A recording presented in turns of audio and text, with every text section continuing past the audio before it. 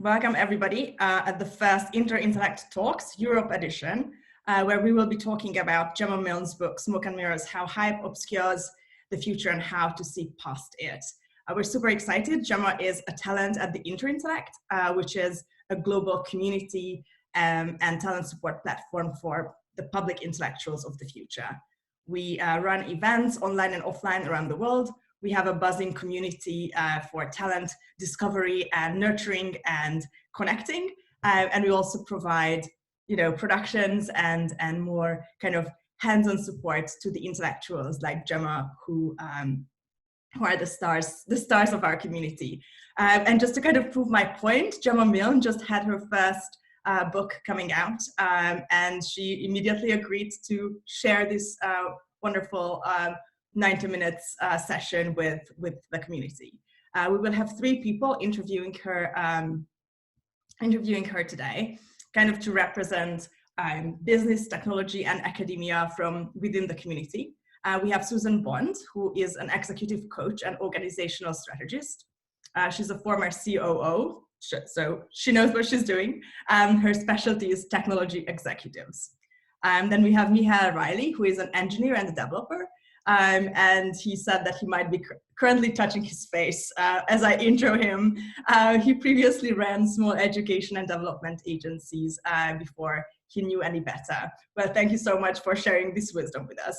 And then we have Thomas Arnold joining us from the academia angle, who is a researcher at Tufts University and at the university's Human Robot Interaction Laboratory, and he works at the intersection of AI ethics and philosophy of religion. So this is all these 3 people know everything about hype that we might ask as audience. So I thought it would be super interesting to have a kind of jury ask the questions first. And afterwards we will have a Q&A. So anything that they might not have covered, you will be able to ask from Gemma through kind of raising your hand in chat to me. So now I mute myself and we start the session. On to you, Suzan.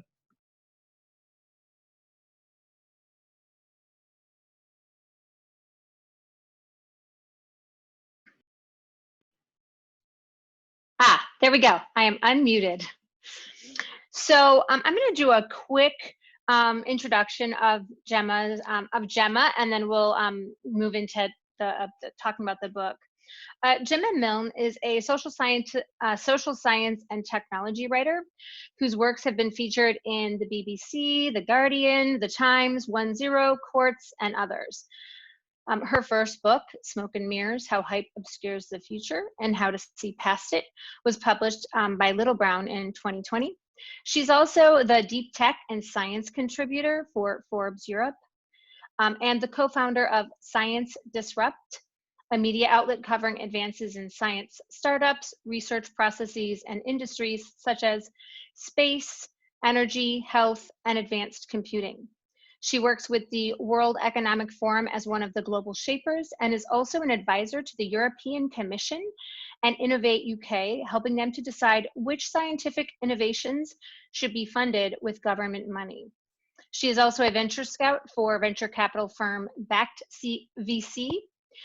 She's on the innovation juries for South by Southwest and the International Academy of Digital Arts and Sciences, and has spoken at conferences worldwide, such as South by Southwest, TEDx, Slush, Cannes Lions, and Startup Grind, on many different science and technology topics. Wow, so much! I'm so excited. So much. I'm going to love that intro, Susan. So much. I'm like, it just makes me so excited to hear your background. So I'm really curious. How did you come up with the idea for this book? Well, actually, it started from a place of like real frustration, if I'm completely honest. I spend a lot of time at tech conferences and a lot of time with startups, and probably anyone who's here in the audience who also does that will know that sort of hype and the way that we talk about tech and science and saving the world and all these things can sometimes be quite infuriating, especially when you're looking at it as an audience member going, not sure that claim kind of stands up. So it started there from a space of not just, oh, this is really annoying, but also I think this probably is quite problematic, and I don't think it would take much for us to try and help people bust this hype and understand what's really going on. Also, previously, other jobs I've been in, hype has played an interesting role. So, for instance, I worked in advertising for a while. So I guess I was, helping make hype. I worked in corporate innovation. And as also many people who are in this call probably know, corporate innovation can be smoke and mirrors itself sometimes, talking about being innovative as opposed to actually being innovative. And sometimes I would have companies come to me and say, hey, we want to do something innovative. Can we put like a robot in our advert? And you're like, so we can, but I wouldn't advise it. So and even before that, my sort of first proper job, I was an intern at investment bank, and I was in the IPO team, the equity capital markets team. So that team was all about going around the world trying to get investors to put money down or promise to put money down in stocks when a company floats. So I've kind of seen hype from many different angles, and I wanted to kind of write a book that didn't just go, this is what's happening in science and tech, but actually looked at the sort of phenomenon that is hype itself, as opposed to kind of doing a how-to guide for various different areas of science and tech. But as I'm sure we'll get into, I did move away from frustration and more to a slightly more considered approach towards what hype is and what role it plays. Yeah. Yeah, I actually really love when sometimes the thing that frustrates us the most can become this really beautiful piece of work that we can share with other people. And when we dig into that space, my sense is that you found lots of new nuances that maybe you hadn't even thought about, even though you've had all those different angles, or you were able to collect them into one piece. Yeah, definitely. And I think my emotional reaction to hype was mirrored by the vast majority of people who I interviewed for the book, and who I was just generally speaking to about the book, particularly in sort of tech and science spaces where, I'd say, oh, I'm writing a book about hype, and you'd have people be like, oh my God, yeah, hype is so bad, we need to talk about this, da da da da da. Or when I'd interview, I interviewed about 60 different experts for the various chapters for the book. When I was interviewing them, every time, I think it was almost every interview, except for the ones that I forgot, I would say, what does hype mean to you? Like, could you define hype or whatever? And almost always it was an emotional reaction. It was like, oh, it's this annoying thing, it gets in my way, or whatever. But when you actually kind of look at the definition of hype, it's a tool. It's exaggerated publicity or loud marketing, or simply the use of advertising to get a message across.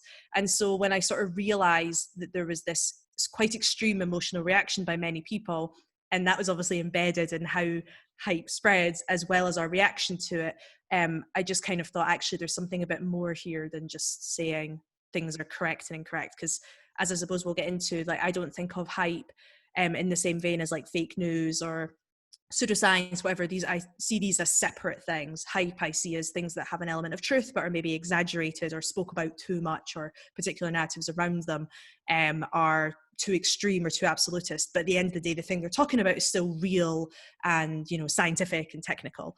So it's quite difficult to sort of separate this idea of a lot of people kind of think, oh, hype, it's lies. And it's like, no, it's not lies. It's exaggeration. And what role does exaggeration have in this kind of really complex world, both good and bad? I love that distinction between fake news and hype. I think it's really important. Fake news has been has just been bandied about, especially in recent years. And so it's great to make that distinction about hype. And on that note, that my first question is, we're not naive. We know hype exists, right? And so we might be skeptical when we hear that a groundbreaking drug can kill cancer. And yet we find it hard to dismiss it, right? We want to believe, oh, it can kill cancer. And so I'm curious, what makes us believe these stories, and the hype, right? Killing cancer, despite years and years and years of research. I don't even know how many, but decades, right? Like, what makes us believe these stories, even when they sound a little too good to be true? Many different reasons. I mean, the first one you kind of already alluded to, like we want these things to be true a lot of the time, particularly positive hype stories. So, AI is going to cure cancer, or this app is the future of farming, or whatever it is. Like, we want those things to be true because they're solving, or they claim to be solving, big society-wide, humanity-wide problems that, you know, we all want peace on earth, we all want everyone to be happy, you know, all these sorts of things, unless you're a bit different, you don't want those things, but most people want those things. So I think there's an element of desire, but there's also a lot of emotional language that's kind of used to sort of bypass your logical thinking and try and get an emotional reaction. I mean, that is what advertising is, right? It's all about trying to get an emotional reaction from people. So when you say things like, you know, we're going to fight cancer, for instance, like it's this sort of battle narrative, we're all up in arms, we're all together, solidarity. Or on the other side, we have fear, you know, fear of death, and we don't understand why this thing is so hard to beat, and all these sorts of things. So there's a lot of emotional language that's used that is deliberately employed to try and kind of jump over your critical thinking and jump over your, well, hang on a wee minute, you know.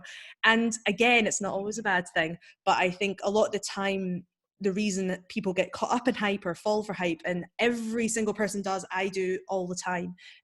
There's no quick answer to it, as I sort of explore in the book. The point is that, exactly as you said, we have to be aware of the fact that it's there and be much more vigilant at just pausing and knowing that there's power in these narratives, and knowing that there's power in our own desire and their own idealism, and our own sort of, particularly in communities probably similar to this one and the ones that I spend a lot of time in, a lot of sort of techno-utopianism and kind of all these, a lot of people sort of really believing that tech is the answer, when sometimes it is, but other times that in itself clouds us from having that pause and asking a few questions. So there's a multitude of reasons why we fall for hype. The key thing though is that we have to remember that it exists, and it's okay that it exists. We just need to know how to analyze it and wield it more responsibly. Well, and what really struck out to me is the piece about emotions and how our emotions are engaged in that, you know, and that's what it's designed to do, is help us be, you know, engage in the emotions, because that's when we act, that's when we send money places, that's when we do GoFundMes and things like that. Yeah, and right? and it's crucial because we, you know, science and tech is sometimes so complex to communicate, particularly to people who don't see themselves as clever enough or engaged enough or, you know, part of this world. We have to use these shortcuts, and you know, the best shortcuts when it comes to messaging are ones that are either metaphors that allow people to jump to conclusions, or emotions that allow people to sort of really quickly tap into what someone is saying. And you know, that is sometimes crucial, that is sometimes needed. You know, when you think about a scientist trying to make a case that a certain politician has a really good bill and we need to vote in that politician, we don't have time to be like, here's the 20-page bill and I'm going to try and explain every part of it to you, or whatever. We need these shortcuts, they're important. But when we kind of take narratives out of context and aren't aware of it, that's when that's when I see sort of danger happening or misinformation happening. And sort of the reason I called it Smoke and Mirrors is I think a lot about fooling. And I sort of have this little analogy in the intro, which you probably read, where, you know, if you go to a magic show, you're being consensually fooled, you know, you're choosing to go in. If you're being lied to, it's non-consensual fooling, and hype can result in accidental fooling. And it's that, again, it's this idea that the message is not incorrect or wrong. There is always an element of truth, but when it's taken out of context, whether it's emotional or whatever, that's when the danger happens. Yeah, and that brings up another thing I was thinking about, like how superlatives are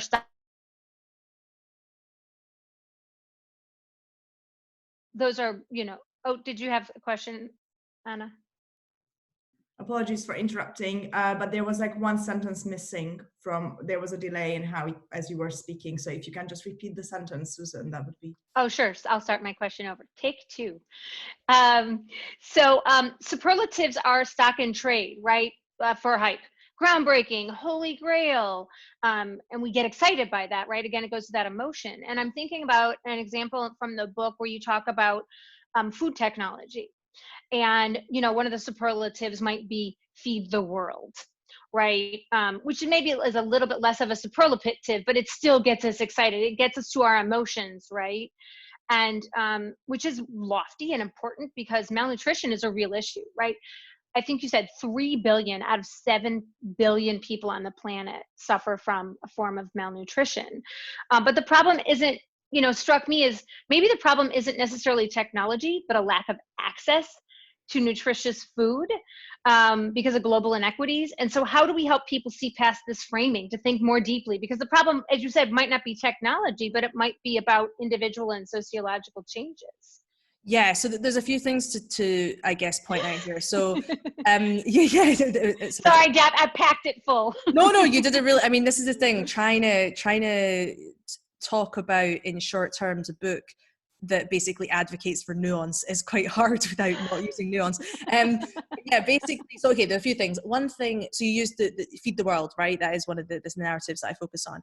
One of the points that I make is that hype clouds complexity. So when you say something like feed the world, it comes across as a very simplistic, absolutist idea, when the reality of the situation is that feeding the world is a highly, highly complex issue. So using that shortcut essentially clouds this idea of actually trying to work out how a system works, which is obviously detrimental when it comes to thinking about real solutions to problems. So that's the first thing I wanted to say about hype. The second thing, the malnutrition thing, right? This is interesting too.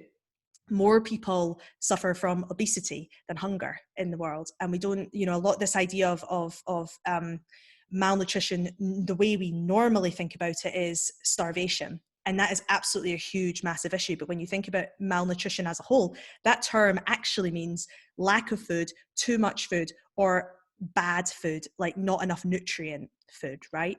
So immediately when you say that, it completely shifts this idea of feeding the world from a kind of charitable, let's go to Africa, these kind of really simplistic, insulting in some sense, narratives that also are a rallying cry to the wrong people, because, this idea of feeding the world is seen as something that's,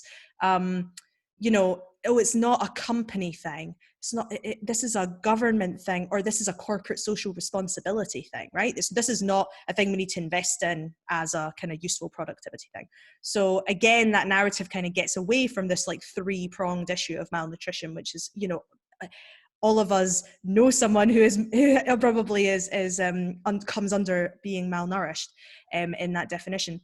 And the third thing I wanted to say as well is that the thing about in the food industry and using these narratives again is that even though I've just said that this three-pronged malnutrition you have to understand, you also have to understand that there is a charitable inequity part to feeding the world. And when we use the same narrative to talk about, giving people who are starving enough food so that they don't die every day, and also use the same narrative to talk about vertical farming to deliver lettuce to rich people in the middle of New York City, we have a problem, right? So I think, again, it's this idea of when we use these simple narratives which are powerful, you essentially just cloud in so many ways the complexities. And that's not even getting into how the food industry even works.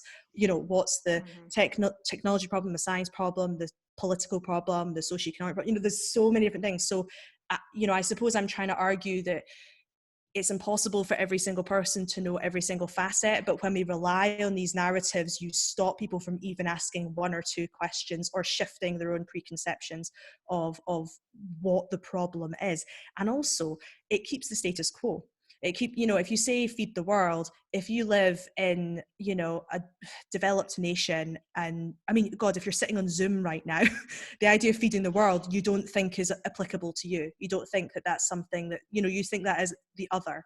And that's problematic because it doesn't inspire any form of behavior change. So there's many different kind of elements to these simplified narratives that aren't just the fact that it's emotional and that it puts you on path.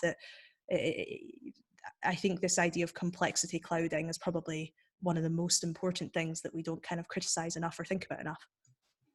I think that's what really struck me about the book, and that's why I picked that example. The food example really stuck out to me because there's so much complexity even in there about what you talk about, like with subsidies and what's subsidized, which then leads towards the issues of malnutrition, like not nutritious enough food getting to the right people. Right. Exactly. And I think,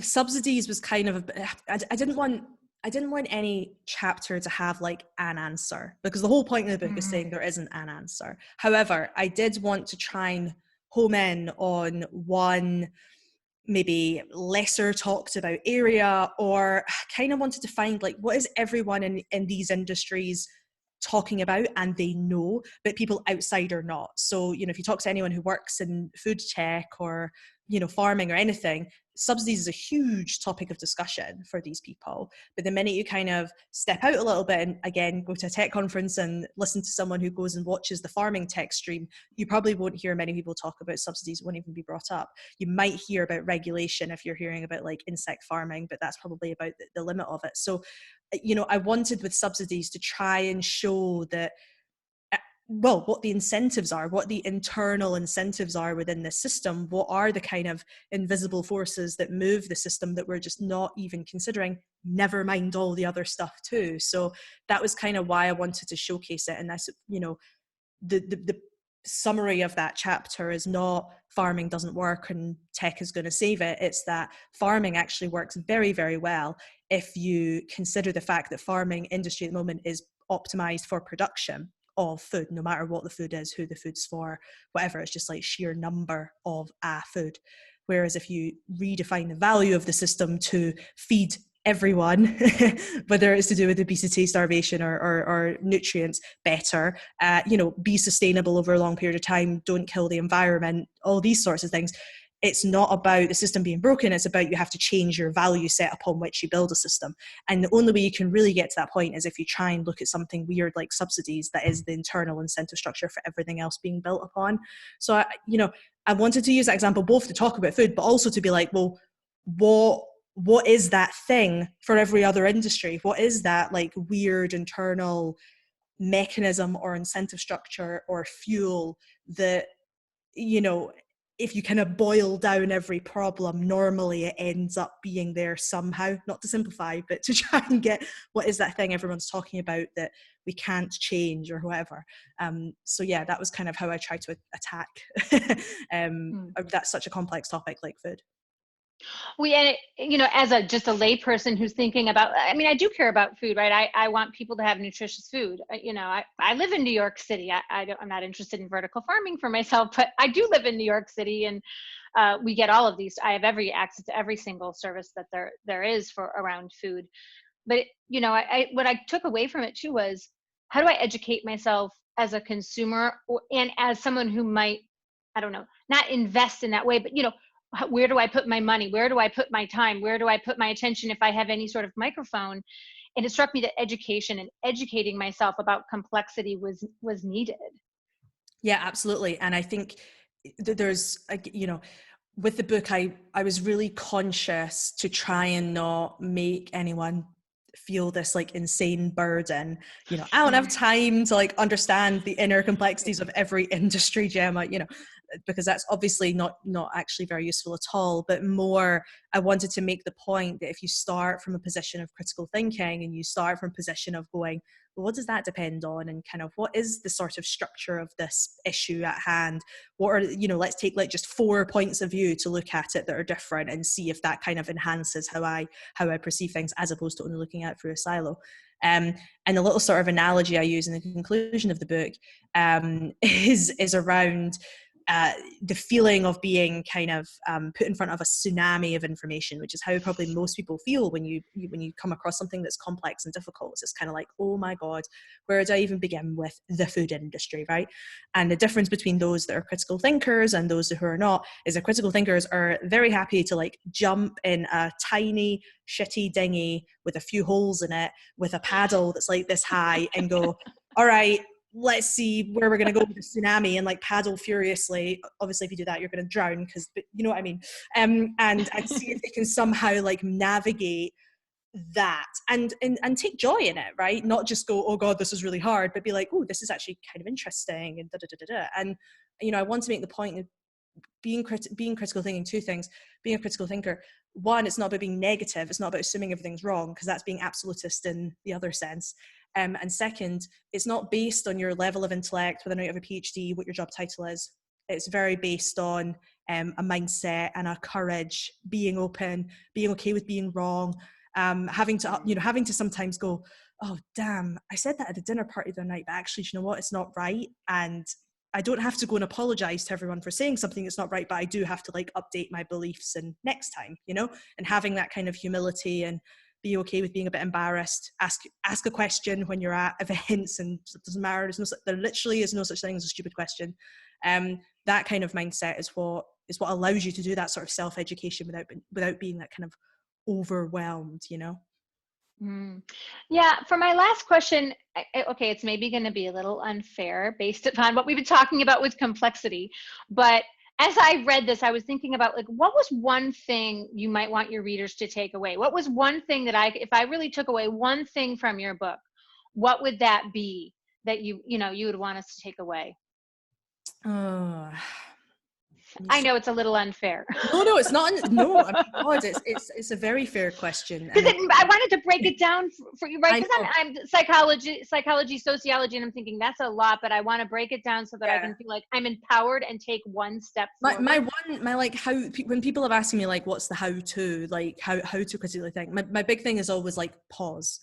Remember that any message that's coming to you is in a particular context. Always. Not a bad context. No one's trying to, well, some people are trying to trick you, but most of the time people are not trying to trick you. They're not trying to, there's no conspiracy here, but messages are in context. So a particular person has said them. They've said it for a particular reason. There's a particular flow of money behind a message. There's certain political ideas behind certain messages. There's different asks behind messages. And there is language being used to try and help shortcut you to the point that the person writing it wants you to.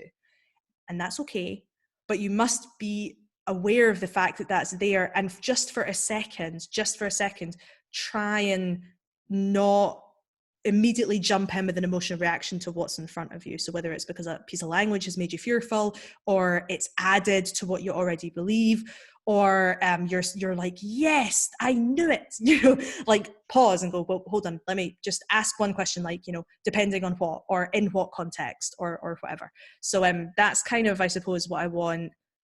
If people are asking how, that would be my my first tip of many, but that's the first one anyway. Yeah, thank you so much. I love that. I'm going to pause and think deeper about the context. So thank you so much. I thoroughly enjoyed reading this book. Thank you. I so appreciate you, Susan. Thank you so much, Susan. And thank you, Gemma. I think, you know, when we talk about context, I sometimes remember I had this wonderful philosophy professor at university, because, you know, we were so impressionable, 18, 19-year-olds reading these great dead white men, you know, in the philosophy department, and, you know, we were like, oh well, Nietzsche just kind of like pulled it out of his butt, you know, and then here we have all these books. And then, you know, she was like, no, even like the greatest works of philosophy, you know, were born in a certain context, and you have to look at what that individual was going through at the time. You know, was he or she in a major rivalry with another philosopher? What was it? A personal revenge? Was it personal hype? You know, it's just that Kierkegaard couldn't marry the girl that he wanted because he was too chicken to do so, you know, and then like, you kind of to read it differently. But I find it so poignant, as you guys were talking about how we want to believe the hype. Yeah. And hypes work because we want to buy them. We want that pill to cure cancer. And yeah, if you were to look at it from a sort of more generous perspective, it would be, you know, we're getting clouded by our optimism. And then maybe if I was to be a little bit more pointed, I would be like, I think sometimes we're letting ourselves believe the hype because the other option is too hard for us to even accept, or it means we have to go and do something that we don't want to do, or something like that. And so believing it is not always just a kind of, yeah, exactly as Susan has said, it's not just a hope thing. That is part of it. But there is also a kind of, if I read something that says eating meat actually isn't all that bad, yes, I can have my steak tonight, you know. So there is an element of it being also because it does tie into a level of selfish tendency that each and every one of us have, and again is crucial to our existence and is okay, but we have to be aware of. We will never ever find out what actually happens to our bodies when we drink coffee, because nobody will dare to publish that. Well, no, but they do. The Daily Mail, one week they tell you it's good, the next day of the week they tell you it's bad, you know. It depends.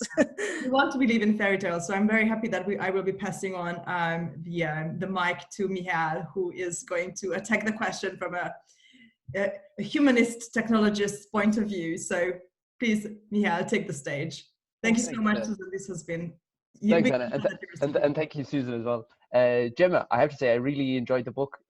Just first off, just purely from a personal point of view, it was interesting style. It was almost like a slight dialectic between yourself, because I'd read a bit, and I'm like, well, Gemma, I don't know if you thought of this thing, and then you'd immediately contradict yourself and go like, this system interacts. So I was reading the farming chapter, and then you brought in cap and subsidies, and then I loved on the on energy. It was like, okay, we want to talk fusion energy, and now we're going to reverse the role of into a negative hype cycle. So it was a nice kind of thing. And then the 9 points at the end, I think you might want to, you said you're interested in reading it out. The 9 points in your last outline, I like that. I appreciate you noticed my contradictory style, because some people might say that, oh, you're maybe not being kind of hard enough or absolutist enough, and I'm like, I'm literally writing a book on why we need nuance. So you kind of have to be able to say, this is what I think, but then go, well, this is the problem with what I think too, but it's okay to have an opinion, sort of thing. Yeah, like the two threads I felt going through it were hype as an aesthetic. So there was this feeling that like hype it's a thing you layer on the world that makes the world more palatable. Yes. And then there was you just kind of going like, let's think about the structural dynamics of this thing. Like, is a technology like a gee whiz solution that's not going to fix it? So I noticed in farming, you had vertical farming, which just crops up constantly in like VC circles as the cure-all for hunger. In batteries, there's one battery to rule them all, removes all energy considerations. In space, there's the aspect of space as this blank space free of political complications. There's, you can just there was kind of a frontierism to space that is very naive. That's right. And I was wondering, like, for you, what is the narrative around hype? Do you feel like my model of hype is an aesthetic, or mentally when you think of hype, how do you embody it? Oh yeah, this is something I've thought so much about. Oh my God. There was many times when I was researching the book that I got into these like, if I was religious, I'd probably call them these like enlightened phases, but I'm not religious. These where you're getting so deep into trying to be like, what is it? What the hell am I trying to say here? And a lot of it was around, how do I sort of visualize this? Like, what do I think it is? And I think there was many different ones I kind of explored, but I think the thing that I kind of got to was just this idea of a kind of invisible force that kind of acts in amongst information. So if you think about information in sort of like graph theory sense, where you have your nodes and then you have your connections between all the nodes, kind of like a mind map, or like those clip art when you put in like AI brain and you get the brain shape with all the nodes. Anyway, so if you think about like all the world's information, or if you take a particular industry like food and you were to map all of the pieces of fact or whatever, or even opinion within it, and you have these nodes and you have these lines that connect them, I think of hype as the kind of white space around it that sometimes kind of presses on the nodes and elongates the lines and pushes people, like almost says, come on, let me show you around the map my way, and I think that, so I kind of see it as this sort of force. And the way that I was originally trying to work out how I would present hype with regard to other things, it was like, how does the world work, right? Like if you ask that question, how does the world work, which is kind of what you're trying to do, right? When you're thinking about tech and science and which to choose and who to vote for and all that, you're like, okay, well, how does the world work and how does my decision or my opinion on this affect things? And I was trying to think of like, okay, well, what are all the things that make the world work in particular ways? So I was like, okay, well, there's like laws and money and political power and democracy and all this. And then I was like, is hype one of these things? And I didn't really I'm not sure I got to a full conclusion. I think I was erring towards, I think hype and narrative and advertising and words and sort of collective belief, maybe to some degree, is one of those forces. And at one point I was trying to work out, is hype more powerful than the like flow of money or politics or whatever? I didn't get to a data-backed answer to that question. And frankly, I didn't really know how to ask the question or how to measure it, but that was sort of where I saw it. But I love what you said about it as like an aesthetic, like a layer. I think that makes a lot of sense too, and probably has similarities to what I'm saying. Maybe just using different words. Yeah, it's the interweaving of things. Another thing that struck me as well is certain aspects of hype can be rooted in the culture that like develops the technology. So I know I've seen videos, I think from a former colleague of yours, Rory Sutherland at Ogilvy, did a video about like self-driving cars. If self-driving cars were invented in Europe, the initial assumption would be that we'll cheat it, we'll cut off the car, we'll like, if we know it's self-driving car, we'll block it. We're not going to let it out of the way. And there's a sort of Californian assumption to the invention of self-driving cars, where it's like the assumption that other drivers will be differential, or it'll be somewhat like Californian somewhat in their attitude towards the self-driving car. And I was wondering, like, from your differing cultural background, the differing technologies, do you feel like there's things you can see through, certain hype that you can see through better because you come from maybe a Scottish background, or maybe you come from advertising, or maybe just general background? And is there certain aspects of hype that you fall for basically more easily?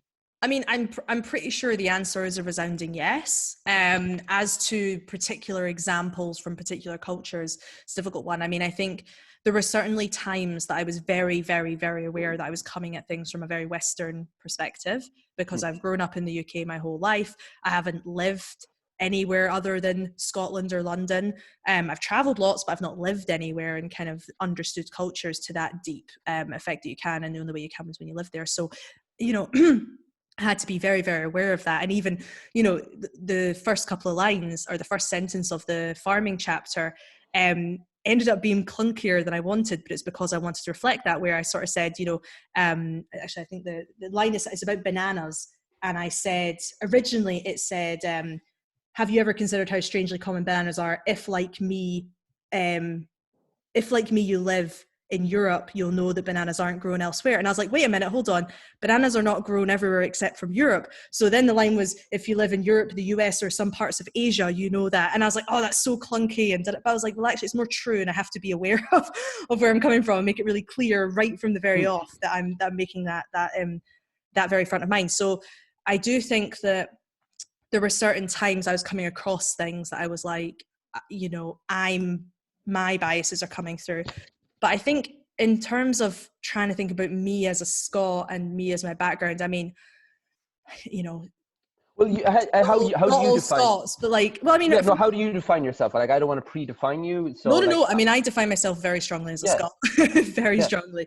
And what I mean by that, again, not all Scots, but we tend to have an extremely strong sense of fairness. We have quite an underdog mentality versus England. And we are very, very kind of quite social first, all these sorts of things. And, you know, I also come from not a wealthy background, wouldn't say fully working class, but certainly lower middle class. So I have all of that sort of baggage or background, or however you want to call it. And then, you know, working in various different kinds of corporates, with normally being that sort of outsider, shall we say. So I come at things from that angle already. And so I definitely try and apply that to when I'm looking at things. It's like, what is everyone here? If they're all the same, what are they thinking? And if I'm different, what am I thinking?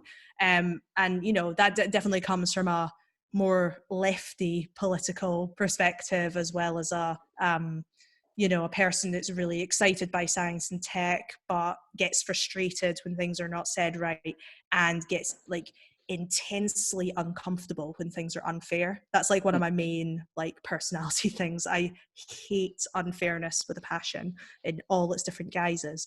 So I think it's not just unfairness of like wealth or whatever, although that does annoy me. It's unfairness in the sense that I feel people are being misled. I find that really, really frustrating, especially when I'm like, it's so simple to say it differently. So all of that stuff kind of comes in, but it also probably clouds me in many ways too, especially because I'll probably be normally rooting for an underdog, and sometimes I'm probably trying too hard to maybe undercut a wealthy Western. Does that make sense? Because I'll be. No, it's like you can, like any narrative, it can be useful in certain contexts, and you can take a narrative and then like, oh, I'm misapplying it to this context. Exactly. And I think it's just about trying to be as aware as possible that exists, but also being very, very aware that there's going to be unknown unknowns. There's going to be things that I'm going to do that I don't even know that I do. And there's going to be assumptions that I'm going to make that I don't even realize I'm doing. I'm going to have someone tell me. So, you know, I think it's all part of critical thinking, isn't it? It's just about trying to be more level and trying to be more self-aware and questioning and open and all these things, which is not hard to do. God, there's so much. I can be arrogant, you know, I can be very arrogant, and that can be a blocker for me too. So at times I do sense actually, and maybe you have this as well, that sometimes not being arrogant is actually incorrect as well. Sometimes being very forceful with an opinion, if it is something like demonstrably, the other person is demonstrably doing something wrong, being forceful with their opinion actually might be the right thing to do, and nuance is actually the wrong thing to do. And funnily enough, like, actually, I think being Scottish in some senses helped me, because we have this funny thing in Britain, for any Brits who are on this call will probably understand what I'm talking about, where class is something that we don't really talk about but enough, but everybody knows, everybody gets it. If you have a particular accent, particularly in England, people will make assumptions about you, even if they don't mean to, right?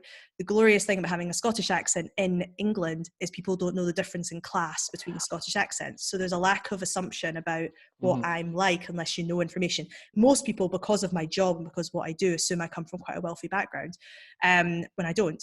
And if I was in England, my accent would give me away. So in some sense, I can actually be far more honest, because in some sense, I'm probably taken a bit more seriously. Yes, I'm female, whatever, but I'm very confident, I'm very forthright. And when I sort of say, oh, hold on a minute, that doesn't really make sense, people are like, Scottish Gemma, but wait a minute, what are you saying? As opposed to being, you know, and I get that, I had that reputation at Ogilvy, that they used to call me angry Scottish Gemma, and I was like, I'm not angry, I'm just honest, like, what's wrong with you? But, you know, so it helps in some sense having these different kind of perspective on things. Ellie, I love that I'm like making you crack up. But yeah, it's so I think having these different perspectives have so many different like use cases in terms of not just your own ability to do things, but the way how people listen to you, how people interact with you, how people debate, and all these sorts of things. No, I certainly no. I was like really internally, I was like, oh my God, so much yes, because as Scottish adjacent, or maybe in the Celtic family, being Irish, I have the same thing. And any of my friends, when it's like with the class system, you're outside of it, and you can kind of in a way exploit it because you're this unknown quantity. Exactly. And it's it's almost in a weird thing, fun things, if you're confident enough to exploit it. And I'm just going to respond to John's put a little comment, which he's putting very saying, I don't know, Gemma, Glasgow versus Edinburgh, Highlanders versus Lowlands. Yes, but not everyone outside of Scotland knows that. Most people, they can hear a very, very strong Glaswegian accent. That's about it for the vast majority of folk. Honestly, they don't see any difference. And my Scottish accent is also very neutral, because my family have very strong Glaswegian and Cumbernauld accents, which go up and down like this, and they talk like this, and they go up at the end of their sentences, and it's, you know, it's quite working class accent. But I grew up in Stirling, which has a completely different kind of accent, and mine's kind of like melded in the middle, and now I just have like a general Scottish accent. Second language speakers like myself, there are two types of Scottish people: the ones I understand and the ones I don't. Right. Gemma actually falls into the group where I kind of get every single word, but there are some people that I'm like, this guy's talking to me too. God, Aberdonians, I don't know. Doric, man, like, I do not know what they're saying half the time. And although you know that Aberdonians tend to be slightly wealthier, so you don't again judge on class. So it's, but you know what I mean, Micheál, with Irish, the same sort of idea, I think. Yeah, similar. I could talk loads about that and just purely cultural differences among the British Isle nations, but another thing I wanted to come back to was, and it was the thought struck me when I was reading the chapter about astrobiology and space travel, which was media portrayals.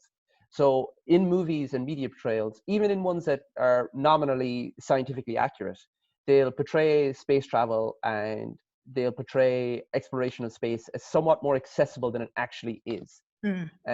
So a statistic, I can't remember the exact figures, but when it was asked Americans, how far have humans gone since post-Apollo program? Most people said beyond the moon or around the moon or somewhere in that area. No one said, actually, no, we've only gone 300 kilometers up, and that's it since the last 30 years. So there's this kind of media portrayal in the space one, but I also noticed that as well in other areas like AI, especially, where it's simplified and suddenly these are magical algorithms, and it obscures what you raised in the chapter, which is much more, in a weird, boring, but much more realistic, which is you've large data collection that biases against one group, whatever the group you're biasing against depends on how you gathered your data. And the hype maybe that the media brings obscures the real issue, which is maybe, say, access and debris and litter in space, or discrimination based on simplified linear regression algorithms from AI. So with this, do you find that like the media plays an outsized role, or do you think the media is just a symptom of the underlying like hype matrix, so to say? Well, I mean, to quote Spider-Man, with great power comes great responsibility, you know. we if you have a greater amount of influence, then you, in my opinion, you have a greater responsibility to use that influence well and responsibly. So in some sense, yeah, the media does have a, you could say, outsized responsibility, but versus what, I suppose, is the answer. Versus the regular person on the street, yes. But versus a company who's putting out tons of paid comms, no. Versus a government, versus an online influencer that lots of people trust. You know, there's all different kind of ways of looking at things. And I think as well, you also got to break media up, and you know, it's not just one thing. It's got lots of different parts to it. So I think that with both those chapters, the core of what I'm trying to say is when we get caught up in the hype and the idealism around particularly space, but also, you know, these robots are going to come save us, or AI is going to save us, whatever. We don't normally say robots are going to save us, but you know what I mean, is that we are looking actually a little bit too far ahead, and we're not very good at looking at the present and looking at the present issues that we have. So with space, I sort of make the point that if you were to ask kind of regular people, like, what does the space industry look like right now? You know, what is it? Like, who does what? You'd be like, oh, Elon Musk is building rockets, and he's competing against Jeff Bezos, who's also building rockets, and they've got the International Space Station, they're gonna make a space hotel. Like, these are genuine things people think because of the way it's portrayed.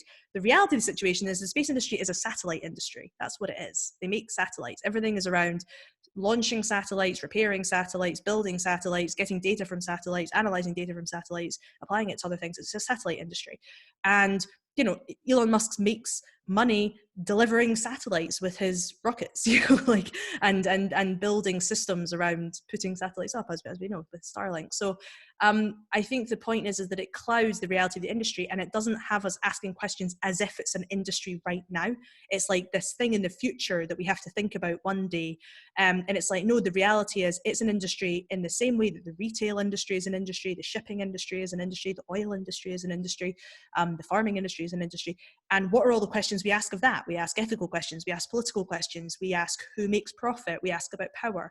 Those are normal questions that we should ask of every industry. And if we're too busy going, oh, we're doing this thing and it's exciting and we don't go, is there an outsized amount of power with companies in the space industry? What does regulation look like in the space industry? Are Luxembourg doing some crazy things with laws and, you know, creating the equivalent of a tax haven, but for startups for the space industry? You know, we're not asking those questions because we're too busy going, this is a thing in the future and we're really excited, as opposed to looking at the current state of play. And I also argue that yes, okay, doesn't seem as sexy, but when you start looking at it properly, I mean, God, like, the amount of documentaries we look at about what happens beneath the surface, it's not always about, you know, again, crime or conspiracy. There's lots of really interesting things to be said about what's happening right now. I mean, space junk, I think most people actually find quite fascinating.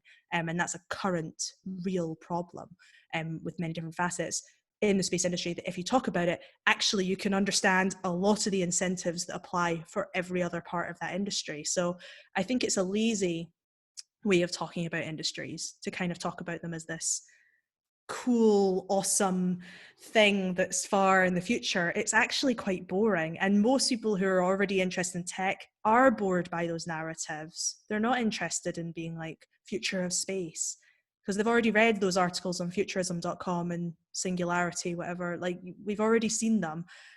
So it's a laziness, I think. Thank you so much. I'm a bit sad that Gaffan Abraham, my friend, has logged out. Maybe he will be back because he actually invents satellites. Amazing. 70s. That's why he left. He was like, who's this girl? Maybe he was like, I know that. But I was just thinking, as you and Micheál, you brought this whole topic up, that when it comes to space, we also have this layer of influence that might be less relevant maybe for other types of technology, which is like Hollywood and films. Because you put like Bruce Willis, I don't know, or like you quoted Spider-Man, which I love, and that's wonderful that you would do that. But it also reminds me, like, we're hugely influenced by these narratives. It's funny. I was so Lawrence and I have got to the point of quarantine where we're now watching all the Marvel films in chronological order. So anyway, we've done Harry Potter many times. We're now into Marvel. But anyway, we were watching Iron Man last night. I think it was Iron Man 2 we were watching, and it struck me that I couldn't get over the idea of like Tony Stark is essentially like Elon Musk, right? Like, and he is this asshole in the movies. Like he is literally an asshole, but he gets the girl at the end. He gets the glory. He always has a heart, all these things. And he also gets to like race fast cars and like have a cool suit and talk about tech and capitalism in a fair way and all these sorts of things. And it just made me think of like, God, the influence of that. I know the movie is like, I don't know, 2010 or something, but I was like, there is definitely startup bros that look at him and be like, oh, I'm doing similar thing, but in agri-tech, like, and I just thought, God, that's so, I know that sounds like such a pedantic way of looking at this movie, but I just couldn't help but thinking how damaging it was. And I mean, I know as well, like Robert Downey Jr. goes and hangs out with startups. If you go, like, I know a VC, for instance, who he like went into their office and made like videos with him, and they were like, real life Tony Stark. And I was like, it's just like literal face palm. So I don't know. I think that there's a lot to be said about narratives in the movies and stuff, and that's okay. We just have to be better at like not just letting them feed at us and on us, and be much better at going, this is just a story, and this is a exaggerated narrative, this is entertainment. Yes, it's commentary sometimes, but we have to see it in context. We need real ventilators, Iron Man. Yes. I'm going to pass the mic to Thomas Arnold. Just like one quick question, and maybe we can come back at the end of the Q&A, because I'm quite curious what you guys think, both Gemma and the panelists, like what would be a film or a book that is fiction, but where you feel like it's ethical about science, how it portrays science and progress. I think that one, that I don't remember the name of it. I think, is it called Arrival, where they have the aliens and then they have the woman and she's like trying to work out linguistics and stuff. I thought that was awesome. I thought that was like such an interesting way of like asking so many questions in a really intriguing way about aliens. And for anyone who's read the final chapter of Smoke and Mirrors, which is on aliens and the problem with the idea of aliens and narrative, the word alien, all these sorts of things, I just thought it was such an amazing way of like bringing people into like what feels like actually quite real questions around something that can feel very pseudoscience-y. So I love that. Oh, I love this. And I think a lot of people in the community will love this. We have James Yu, who is a science fiction writer and technologist, VC, who holds Ted Chiang salons, and they absolutely love his writings. And we also have Jason Crawford, who is another talent and science writer, who is also, as far as I know, a great fan. So yeah, go linguists. That's my personal take. Thank you so much. And Thomas, take the stage. Thank you so much.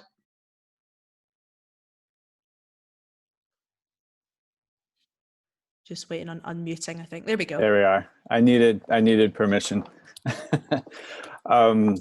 Now this is a typical interintellect thing, because now I'm thinking about linguistics and Bletchley Park and the role of yes. these unheralded people that women that knew German, that instead of just Alan Turing being the head of the story.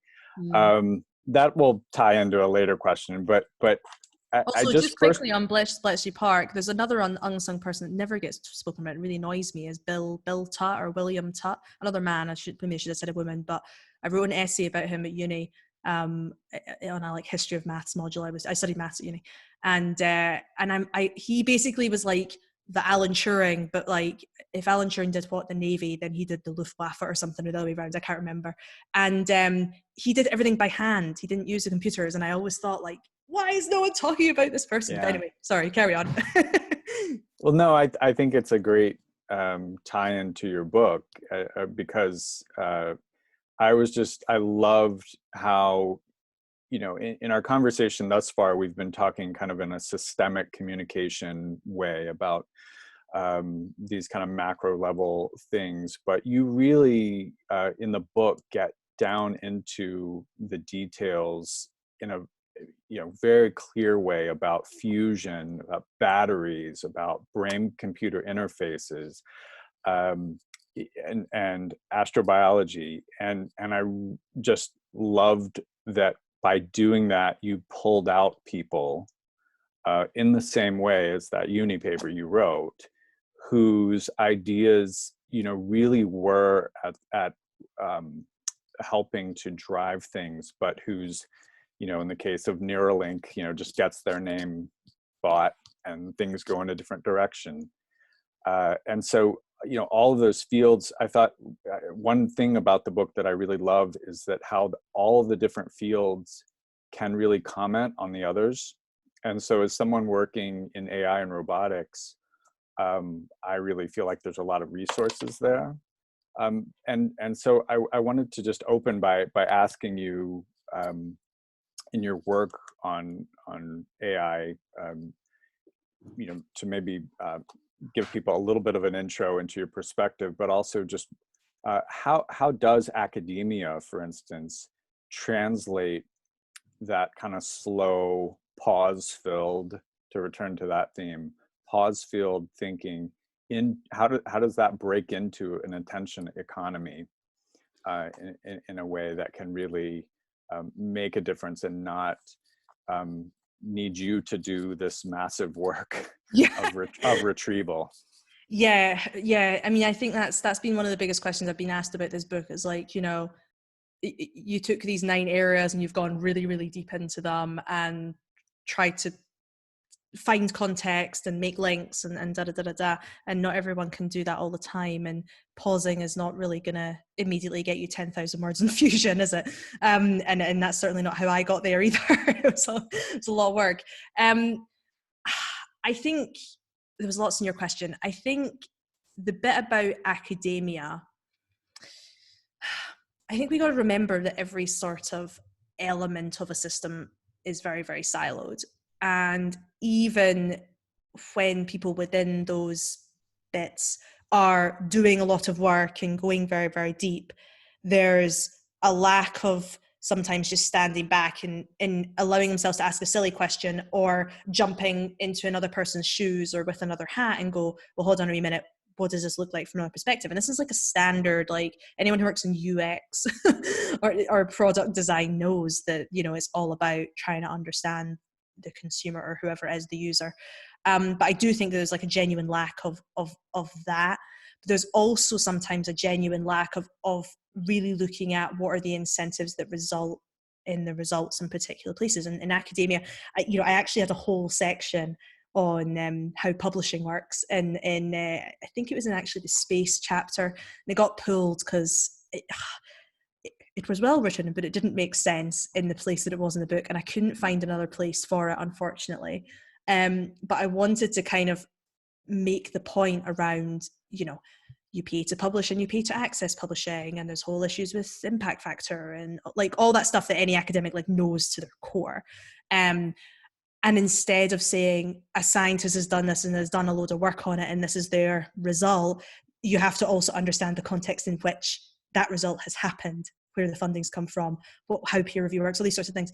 And it's again not about like not believing or not taking into account. I think it's just everyone having to try and piecemeal understand what are these little bits that you kind of have to look at in order to get context. So what you said about, you know, you can learn different things from every chapter, I'm so glad you said that, because that was the point. I didn't want the book to be like, oh, I now know stuff about 9 different areas that Gemma has arbitrarily chosen, So there was a level of randomness. It was kind of just what I was interested in. You know, that's not really that useful. And so I wanted to try and make the point within each of these. It's like, well, okay, what does it mean to beat the attention economy in this area? Like what, so, you know, with farming, it was like, let's look at subsidies, let's look at like legal stuff.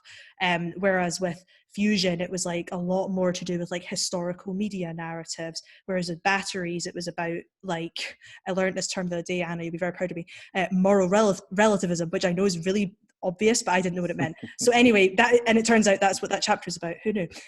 But, you know, so it's kind of like trying to use these sort of tools that people within these industries wouldn't necessarily always use because they're looking at it from their lens, but just go, well, hang on a minute, why don't I just for a second ponder law? I mean, that sounds like a big thing to do, but you only have to find one legal expert in the space, read one thing and be like, okay, what questions do they have? Now let me bump off that, you know? And it's just having that kind of awareness and ability to just pause and go, what haven't I thought about here? And, you know, funnily enough, actually, when I started writing the quantum computing chapter, that was actually the first chapter I wrote. And I wrote that for the proposal. I figured if I could get people, if I could get the publishing industry interested in a quantum computing chapter, then I could sell them anything, was my thinking. And with that chapter, I originally was coming at questioning quantum computing through the lens of energy usage. I really wanted to talk about, you know, kind of like we have discussions about data centers using up tons of energy. What's the deal with quantum computing? And I went really hard on using that as an angle. Like, what's the environmental angle to try and understand? What's the layer? What's the lens? And it made me understand a lot more about it, but my assumption about it was wrong. And so I had to change how, but it opened up all these questions that I didn't even originally have about quantum computing. And it allowed me to ask really daft questions about, you know, the fridges and the temperatures and how much energy that costs, all these sorts of things. And then it led to me to eventually what I argue, which is more to do with like investment winters. So yeah, I suppose it is just about giving people that ability to like try and navigate a tool that they don't understand, like the legal system, for instance, and show that you can put that layer on top of things and find whole new, it's like opens your eyes, you know, takes the blinker off. Right. I mean, I think it for academics, one of the humbling yet very instructive details of the book, when I control F'd for scholarship, the word does not appear. The word scholarship? No. What would you, I don't think I would probably use that word normally. What would you, that's a little bit my point, is I think a lot of people in academia would say, where's the serious scholarship like that on which this stuff is based? And it's used as kind of a term. And I think your book is really instructive in showing, or at least putting a different light, because you've got the work is all there. It's about how that is an assumption in terms of what is taken seriously or what is in the kind of economy of the public discussion. It's and also, so I think, I was just going to ask about, you know, whether,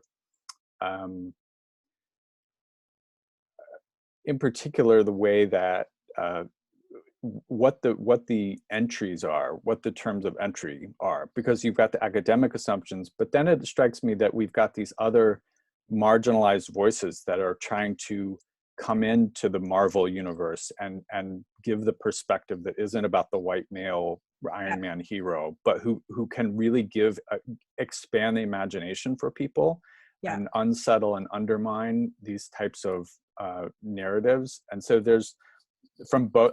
So my question is really, how do you fit futurism, particularly from marginalized perspectives, into this question of hype and getting into that economy? Okay, so hopefully this will answer your question, possibly.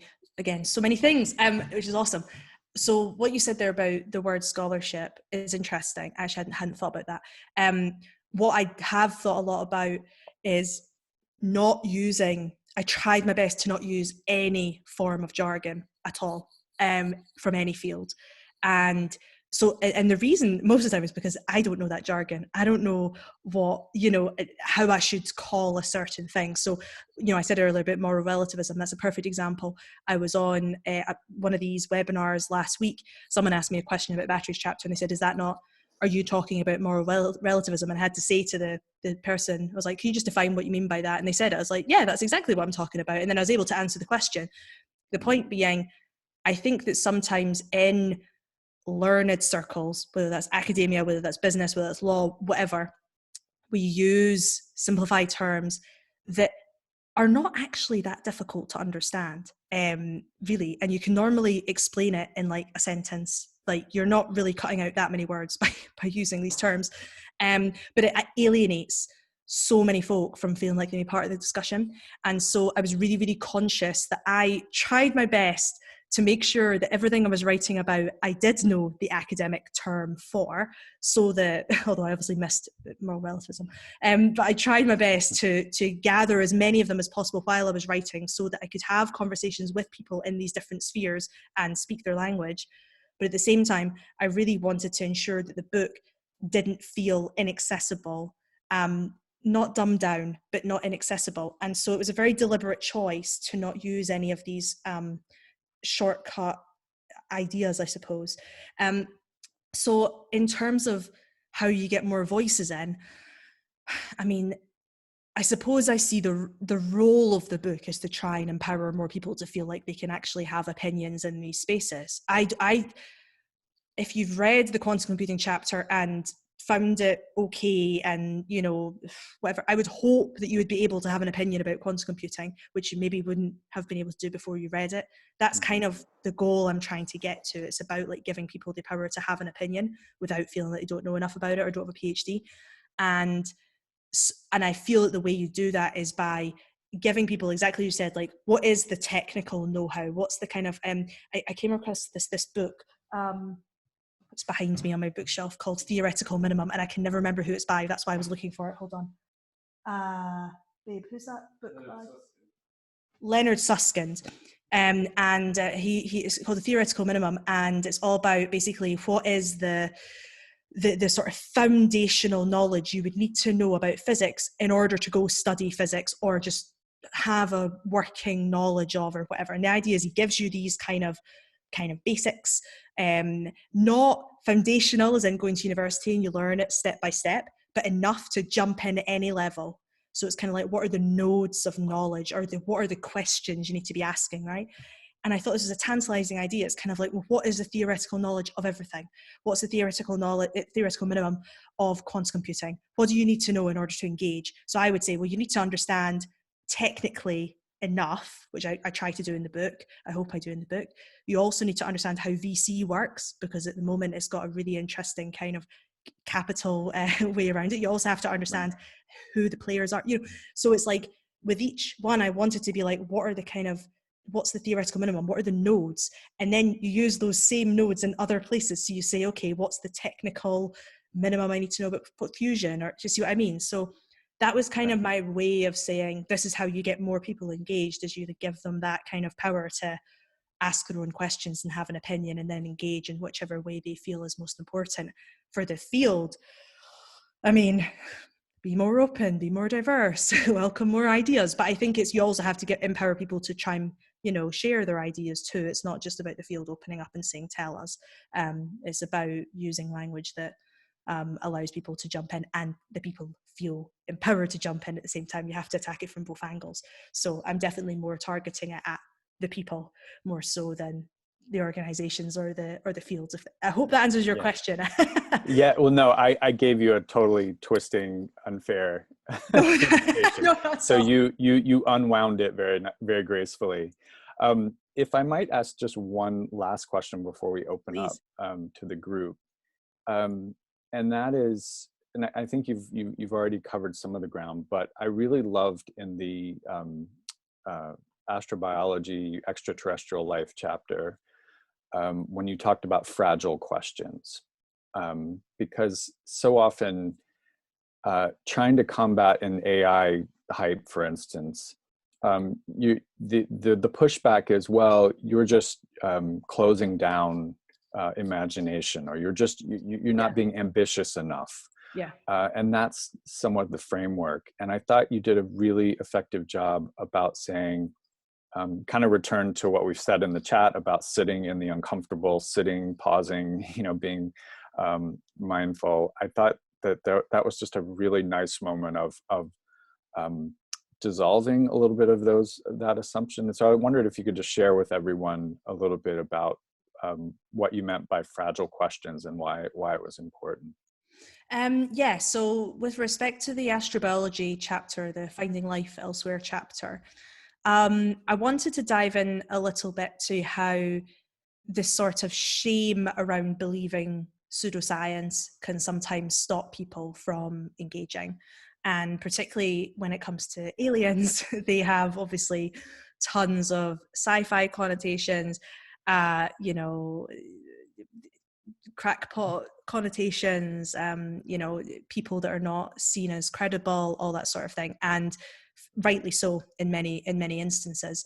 However, this fear of not wanting to be seen to be engaging incorrectly or asking stupid questions or whatever essentially stops people from getting into what's actually exciting. So I try to kind of say, if you start from a position of aliens, you can end up basically pushing people into a very pseudoscientific conversation or turning them off. Very few will take the next step to actually then start asking real questions. And I always say there's no such thing as a stupid question, but I do think there's a level of difference in terms of questions to some degree. But for instance, if you say, okay, there's a new study out that shows there might be signs of life on Mars, you could have the aliens, or you could be like, oh, that's interesting. Like, how did they do the experiment? Like, how did they design the rover? How do you define alien? Are you looking for carbon-based or something else? And these are all very, very legitimate scientific questions, exciting questions, interesting questions that frankly only really privileged people get to ask and get to explore because they're in the field, or they've kind of allowed themselves to kind of get past this idea of worrying, right?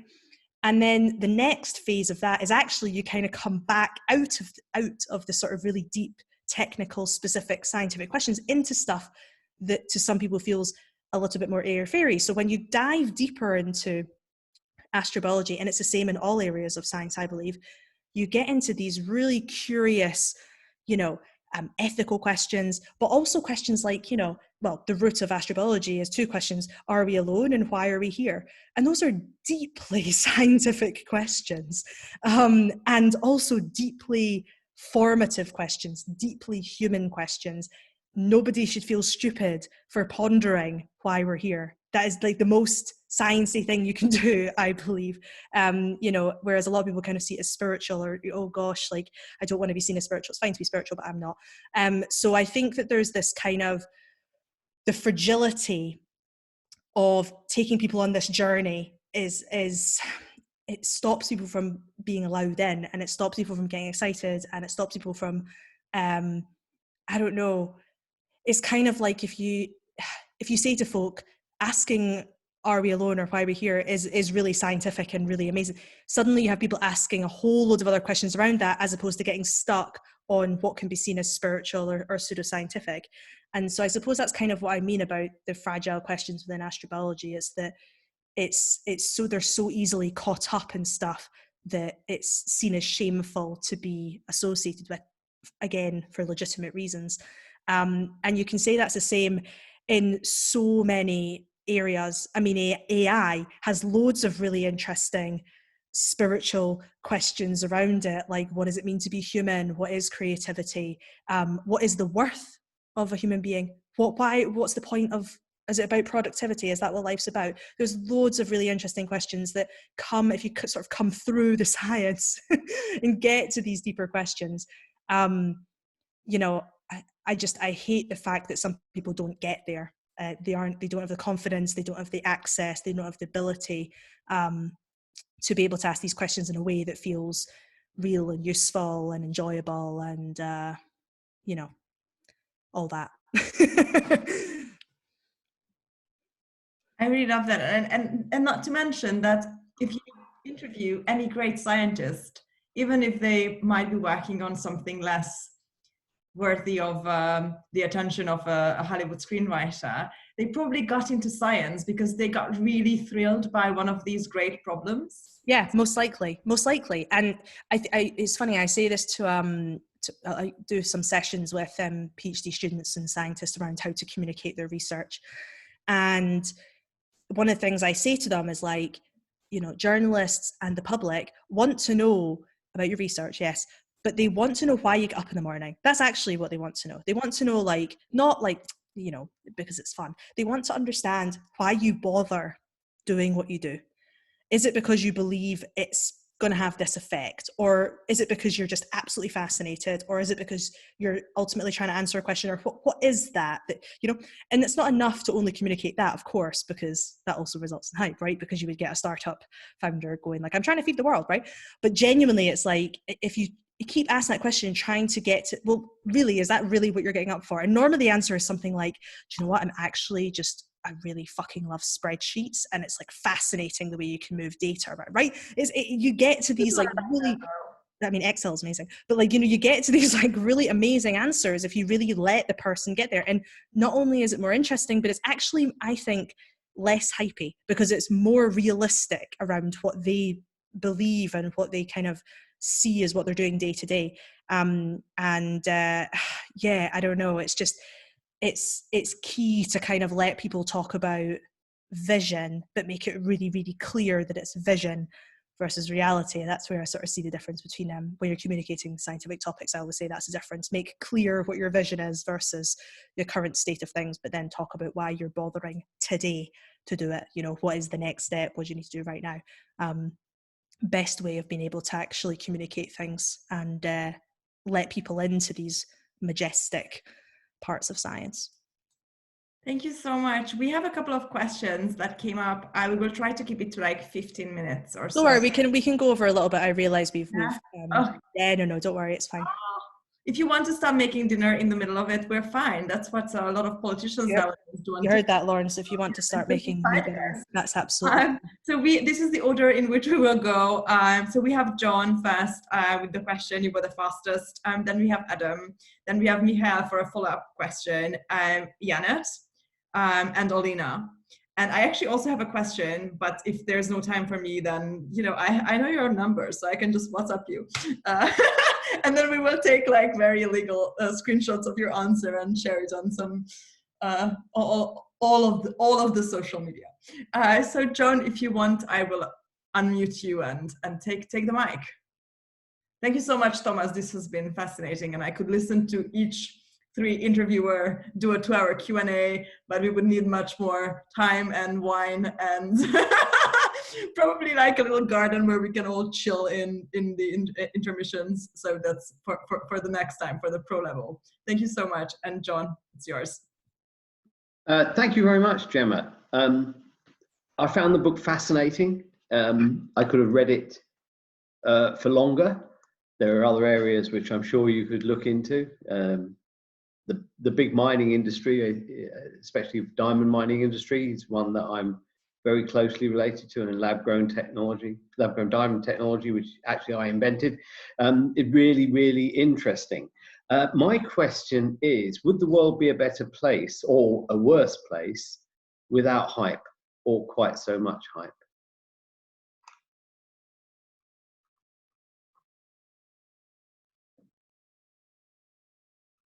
Thank you. Sorry, I was unmuting myself and it was like, the host has muted you. Okay, so I'm going to be annoying. I've wrote a book about nuance, and so the answer is always it depends. But genuinely, I do think that I don't think the world would be a better place without hype. We need hype. Using the definition of it as a tool to get messages across quickly to the masses. We need that for complicated things. We need that to get people on board with things. Not everyone has time, energy, whatever, to understand really complicated ideas. And, you know, otherwise we would have, you know, if we didn't have this as a tool, complex things essentially wouldn't get the time of day. And obviously that's not what we need in a society like ours that is super complicated. But I'm going to push it back, and it's an interesting question, but I don't think it's the question. I'm not trying to work out in the book whether or not hype is good or bad, because the answer is it's a tool. It's more about how is it being used and wielded, and are we actively conscious of it and being better personally about our own responsibility and how we engage with it. So I think the questions I'm trying to prompt people to get to is to more ask questions around the tech, like, you know, do we need this versus do we want this? Or is this inevitable, or am I making too many assumptions, or these sorts of things? And I think that hype is needed in order to get people maybe to a point of even thinking to consider. But what's more important is, how do we get more people to consider, if that makes sense? I also just don't think it's possible to have a world without hype, because you're, you know, again, depending on how you define it, it's essentially messaging. And we all talk. Without a doubt. You see, I don't think that hyperbole applies just to technology in the way that you've looked at it. Mm-hmm. Think of Henry V's speech.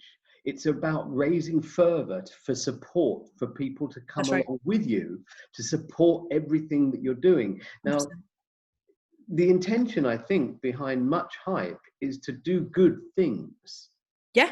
100%. That's why I'm saying it's different from lying. I'm not talking about it from this kind of conspiratorial, you know, people trying to trick people perspective, right? Yeah. I'm talking about messages being put out and they're taken out of context, and before you know it, the person who put it out has essentially created some kind of effect that, frankly, they probably didn't even mean to in the first place.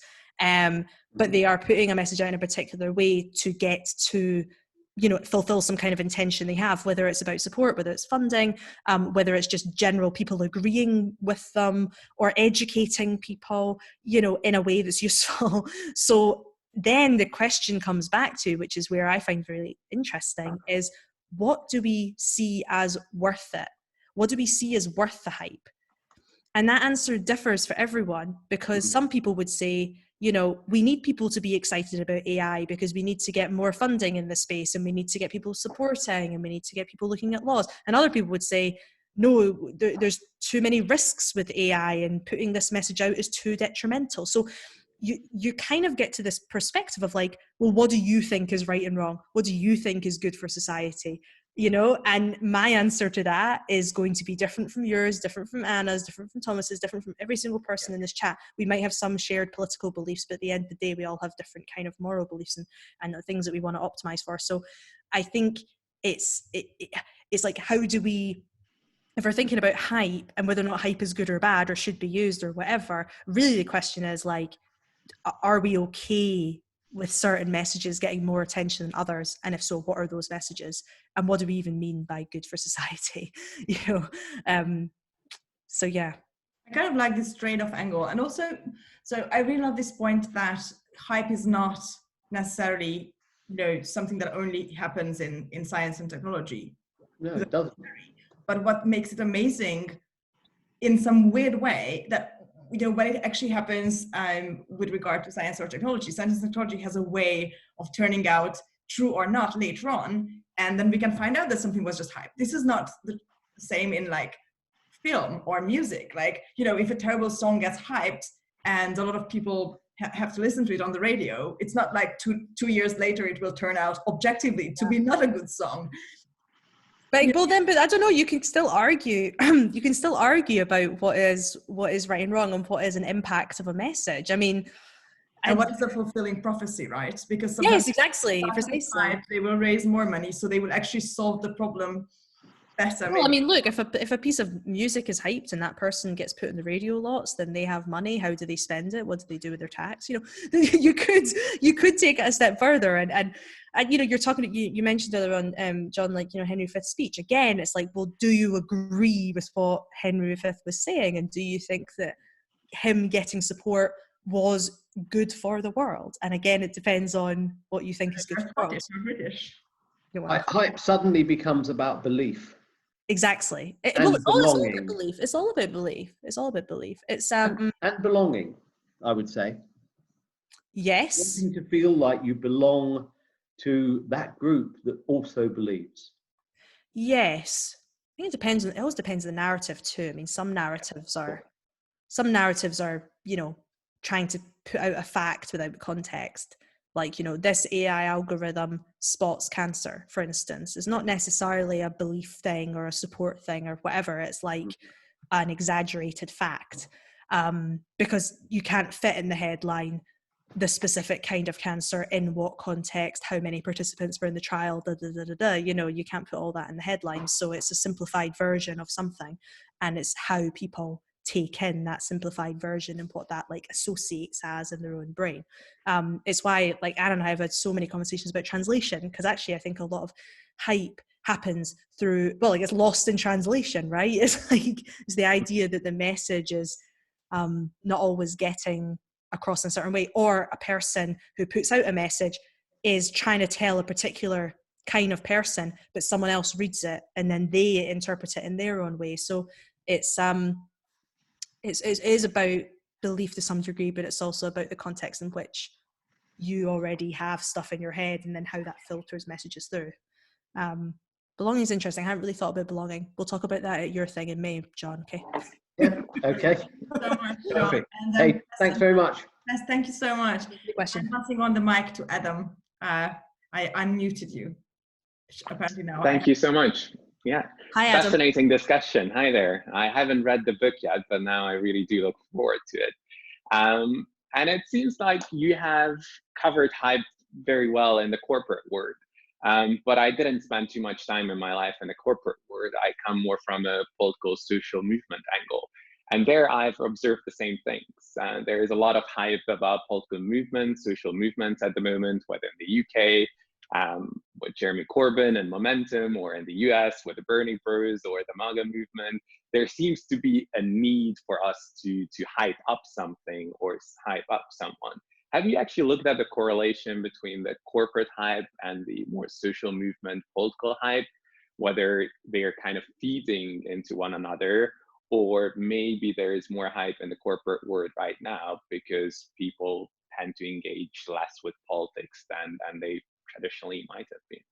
Thank you for your question. Actually interesting. I haven't looked at it from a academic standpoint, shall we say. I've not written any studies on it or whatever, but I guess the way that I've been thinking about it in terms of its similarities is this idea of people wanting an absolutist answer to something, and absolutist answers winning out in terms of louder narrative. And what I mean by that is sometimes a lack of bravery or desire or felt ability to communicate the complex. And so if you look at certain kind of, you know, political movements or even environmental movements, if you look at Extinction Rebellion, for instance, in the UK, well, everywhere, but, you know, I'm in the UK,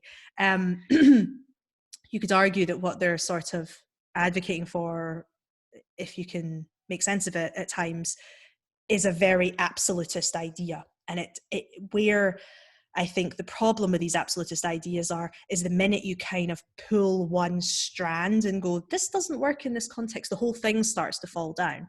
And so I also think a lot about trust in this space. Like, how do you, short-term trust is like giving these sort of absolutist, this is the answer, come with us, let me show you how, listen to my argument. But like long-term trust is going, this is really complicated, let me show you why we think this. And that's a really hard thing to quickly get people on board with. And I'm sure you're very aware of that when it comes to particularly campaigning, right? You need slogans, you need this kind of very simple thing that people can jump onto and own themselves and share and all that sort of thing. And, you know, this like, well, I think this about climate change, but I also think that, and this is a thing that's complex. It's so difficult to get people on board with. So I suppose what I'm trying to advocate for is not just, you know, we all need to communicate systems better, but I'm almost trying to come at it from a different angle of like, we as citizens and individuals need to stop looking for absolutist ideas and absolutist answers to really, really complicated questions. You know, it's like, fence sitters of the world unite. You know, like we need to have way more nuance I mean, look what happens in politics when you take sides.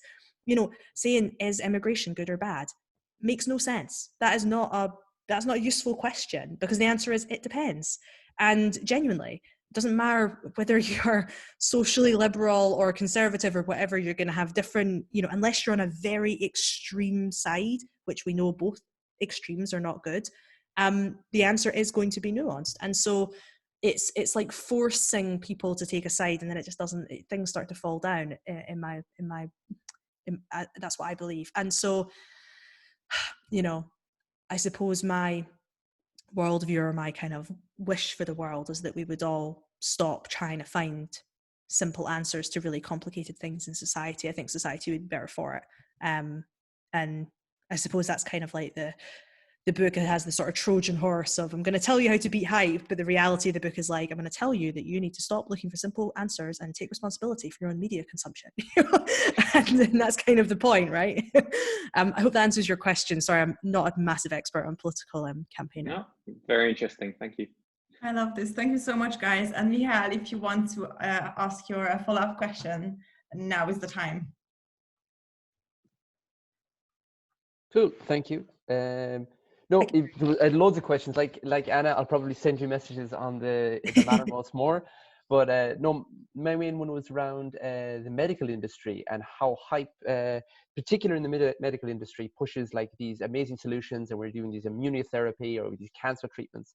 Whereas in reality, the underlying medical industry has been quite conservative and not very innovative, and very much p-hacking drugs and just making like adjacent, slightly modification drugs. So the underlying hype is saying that we're amazing. The actual reality is it's rubbish. So the hype actually masks. Yes. Like, do you see that quite common phenomenon, that where hype masks the very thing that the hype is saying that it's doing? Yeah, definitely. I mean, that is the argument I make in the cancer chapter, as you rightly referenced. I think what hype can sometimes do, a lot of time what it does, is it basically stops the regular person from asking a question. And that is a lot of time what industries need in order to actually be better. And in the case of cancer, God, I mean, cancer is emotional for literally everyone. It has so many, in some sense, it's quite a taboo thing to talk about, because particularly for like some Western cultures where death is very taboo, and having frank conversations about the worth of a life is very taboo. The reality of, you know, actually trying to make the cancer therapeutic world better is saying this drug only gives 3 months and it costs however many $100,000. Should we bother with it?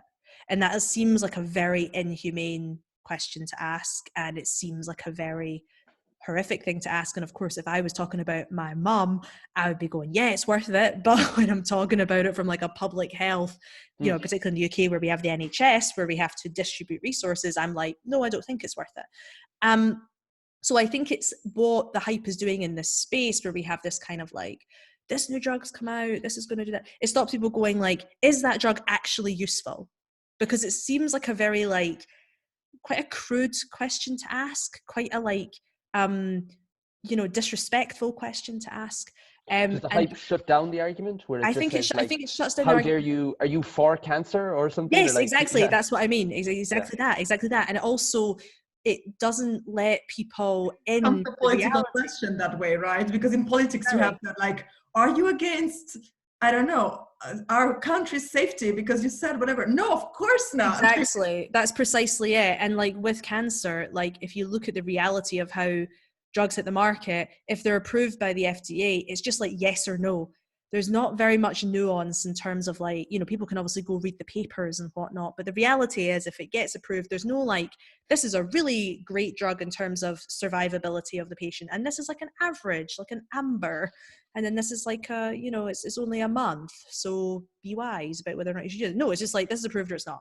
And where I think that there's really valid questions that the public has a right to be asking that really genuinely concerns the public and not the intricacies of science, but around decision-making and whatnot, that the hype stops from happening. And therefore, as a result of that, doesn't push for innovation. And there's quite a lot of people deep in the sort of cancer space are arguing, they're saying that, you know, the fact that we don't question, you know, how good these drugs are means that pharma companies are essentially not incentivized to make really great drugs. They're incentivized to get something over the line and get it approved, because then they make money for their shareholders.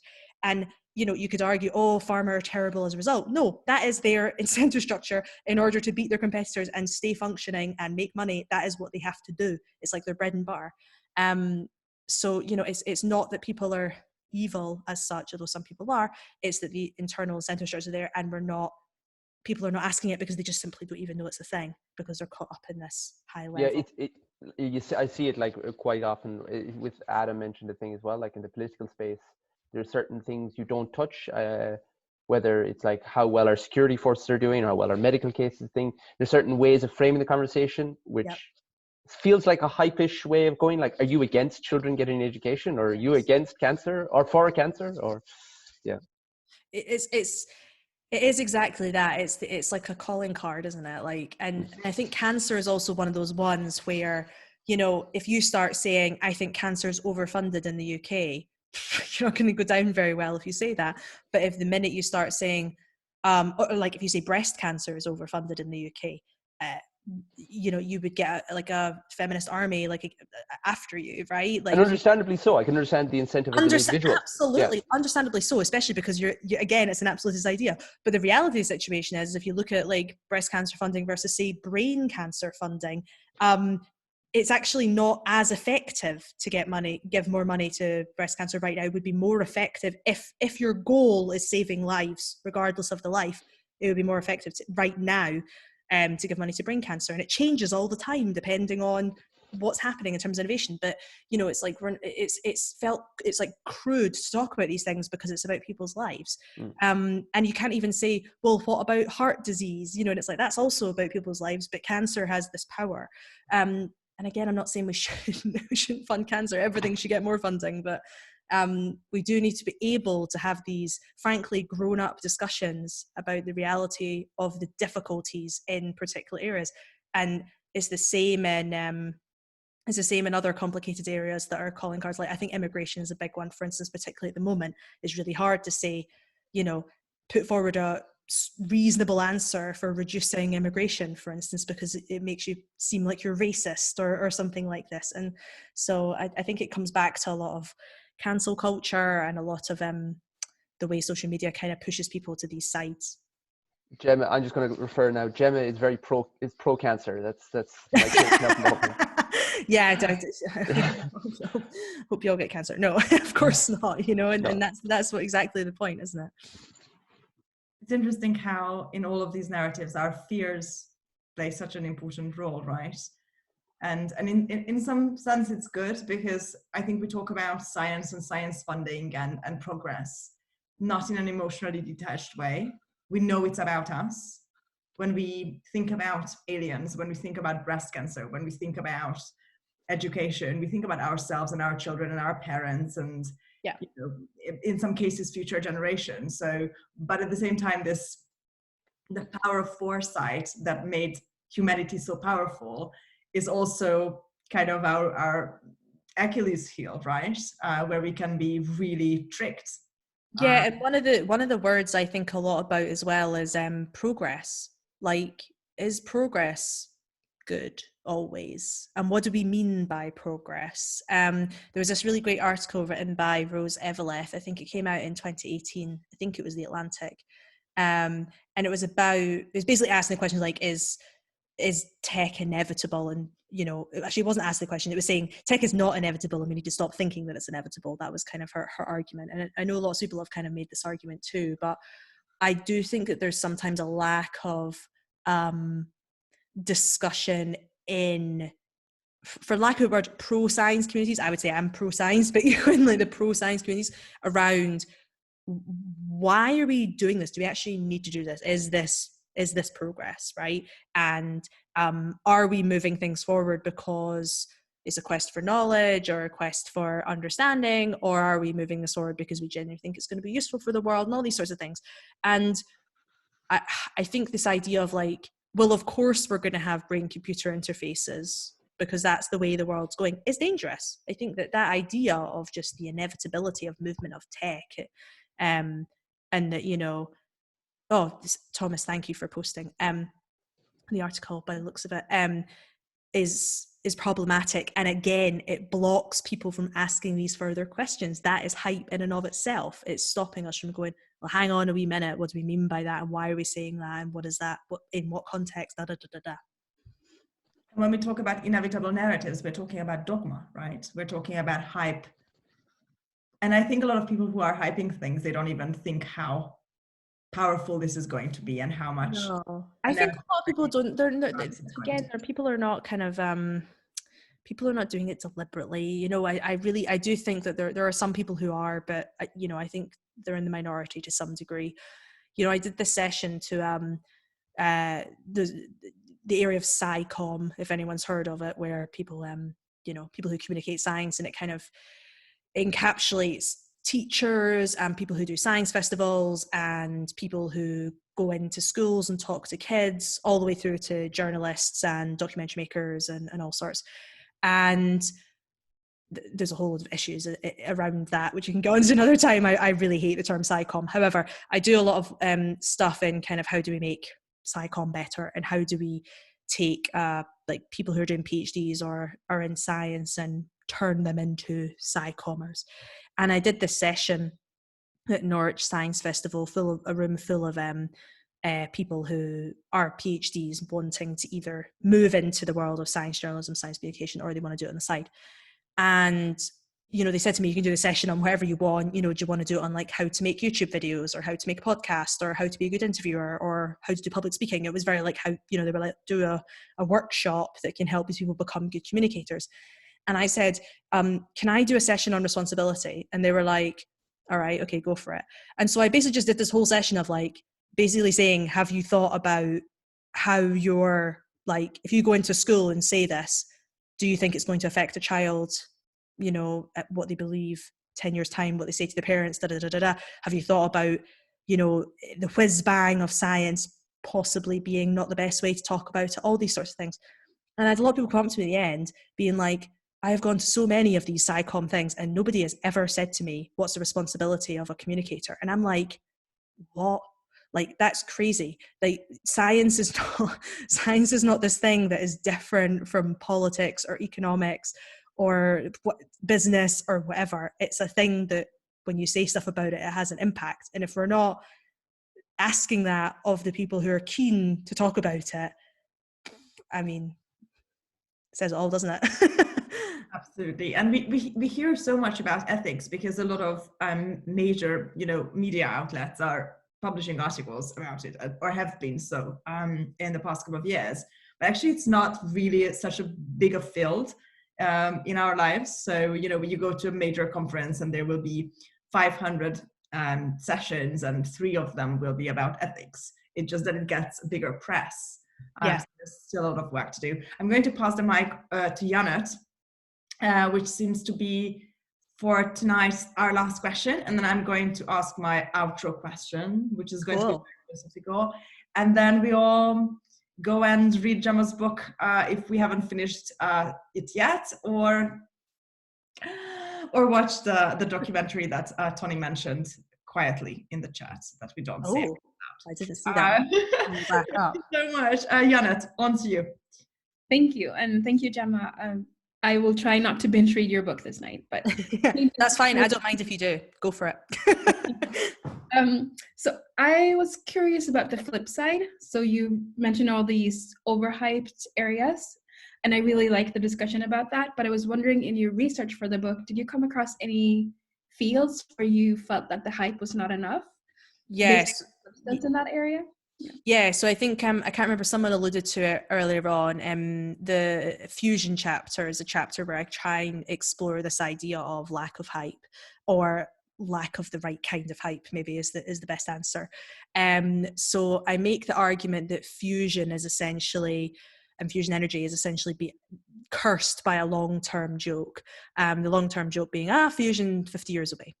And this is something that's been repeated many, many times. And if you look at like the history of fusion, it's understandably so, because there's been a lot of like false starts and failures and people saying this is going to work and then it didn't. And, you know, but this prevailing narrative, if you know, I was on BBC Radio 3 just a couple of months ago and I brought up fusion and the interviewer said, yeah, is that not 50 years away?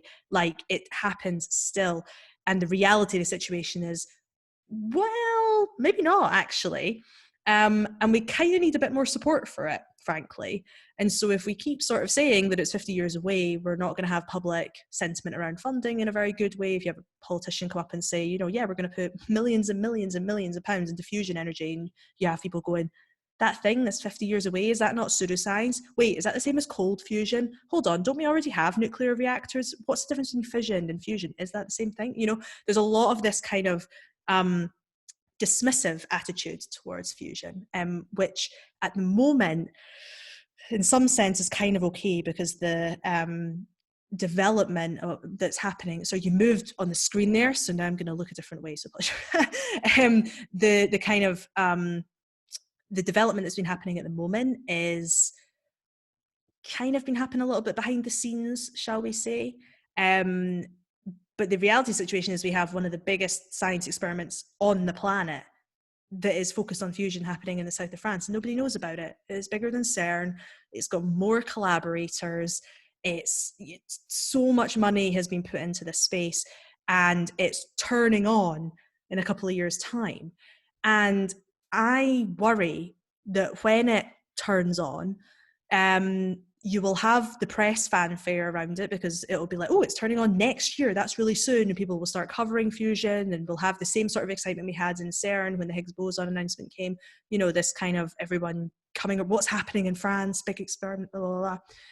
And then if it doesn't work, which it might not because it's a science experiment at the end of the day, what on earth is that going to do for trust in fusion and belief in this thing being useful? And you know, there's been a lot of issues around fusion where, because we have this massive experiment in the south of France, it focuses only on one way of doing it, and there's different ways of doing fusion. So there's been like a opportunity cost, shall we say, in terms of the way funding has flown, and also in terms of how different governments have supported the efforts. So like the US has pulled out of some efforts at some point and then come back in, and all these sorts of things, which has caused huge delays at many different points. And I worry that just with this lack of excitement, lack of understanding in the public realm, it's going to be really, really hard to keep getting governments fueling the research, which it massively needs, because it does have a while to go in terms of turning it from something we prove as a thing to like being in the market and, you know, actually building power plants and all that sort of thing. So there's ways of, I guess, making these arguments that it's not so much about things being underhyped, but maybe like hype around particular ideas around them is under focused on, or rather excitement. We have a lack of excitement about things we should have a bit more excitement about. And for me, fusion is that to a T. That's really interesting. And I think you pointed out something else that I find really interesting now, that kind of hype is inverse to how much leeway you have of making mistake in that area. Yeah, trust. It's trust is the big thing for me. It's, you know, I genuinely, I mean, when you speak to people in the fusion space, there is an element of worry around what happens in 2025 with over in France. And, you know, they're kind of like, is this our last chance? And you're like, we can't actually be talking about this when we're actually getting close to finding a sustainable way of powering our planet. And I think that's one of the things we miss in science and tech, is that we forget that science and tech is not this thing on the side. Public sentiment is important, political power is important, money flowing in many different ways is important, and all of that is regular people reading things. You know, VCs read the press and then they fund things or don't fund things accordingly. So I think it's just something that we don't think about enough. There's this whole idea of like, let us get on with it, we're building this stuff. And I'm like, at one point, you're going to have to convince people that not only is fusion worth putting tons of money in, as opposed to say healthcare or defense or whatever, but that the word nuclear is, we're going to have to convince everyone that nuclear is good. And we're struggling with that with fission, even though nuclear fission is actually, that's a whole other discussion, a really good form of energy and a really good part of the ecosystem. And we find it very hard to get people on board with that. How on earth are we going to do that later on down the line fusion? So it's, I think it's irresponsible to not realize that public sentiment is hugely important with science, regardless of how far away from the human it is. Thank you so much. I think we asked all the non-WhatsApp related questions. Gemma, thank you so much for sticking around. My last kind of closing question, this is obviously kind of in the spirit of how the Interintellect works, where we discover the public intellectuals of the future and bring people together who might also at some point write their own books and release their own books and create their own content. We have Amy here, who has her own first book coming out very shortly. Tony is also an author. We have a lot of people, publishing things, which is really incredible. And, as we were talking about with Micheál, we were talking about being Scottish and that whole angle on it. I was wondering, do you think there is a type of person who gets to talk about hype from whom it is accepted? Because obviously you have to be to some degree an insider, so what you say reaches the right ears and seems relevant to the practitioners. But it also helps if you come a little bit from the outside, so people actually accept your view maybe as a little bit having a bird's eye view on it. Yeah. And I'm asking this question both because obviously this is your first book and it, there's such a buzz around it. Obviously it is reaching the right ears and you have found the right balance of insider outsider, but also whether we can derive some kind of general advice about it when somebody is maybe choosing what topic to really dive into. Yeah. Do you have any views on that? Yep, I do. I just need to plug my laptop in before I do that, because otherwise I'm going to cut off and that's not going to be good. So 2 seconds. Lawrence, do you have a charger?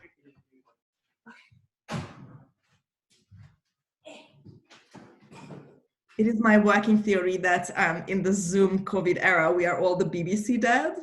So like you always have something happening at home and it's just so endearing to have meetings with people, right? You have all the Zoom meetings and, it's just like, oh, I have an Amazon delivery. Oh, my kid is just like painting at the wall for some reason behind me. And, oh, the kitchen is burning down. So it always gets more cozy and more personable. So yeah, we love those things. Sorry, I mute myself. Go.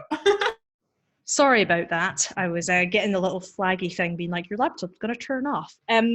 Okay, your question was about who is allowed to talk about things or should talk about things.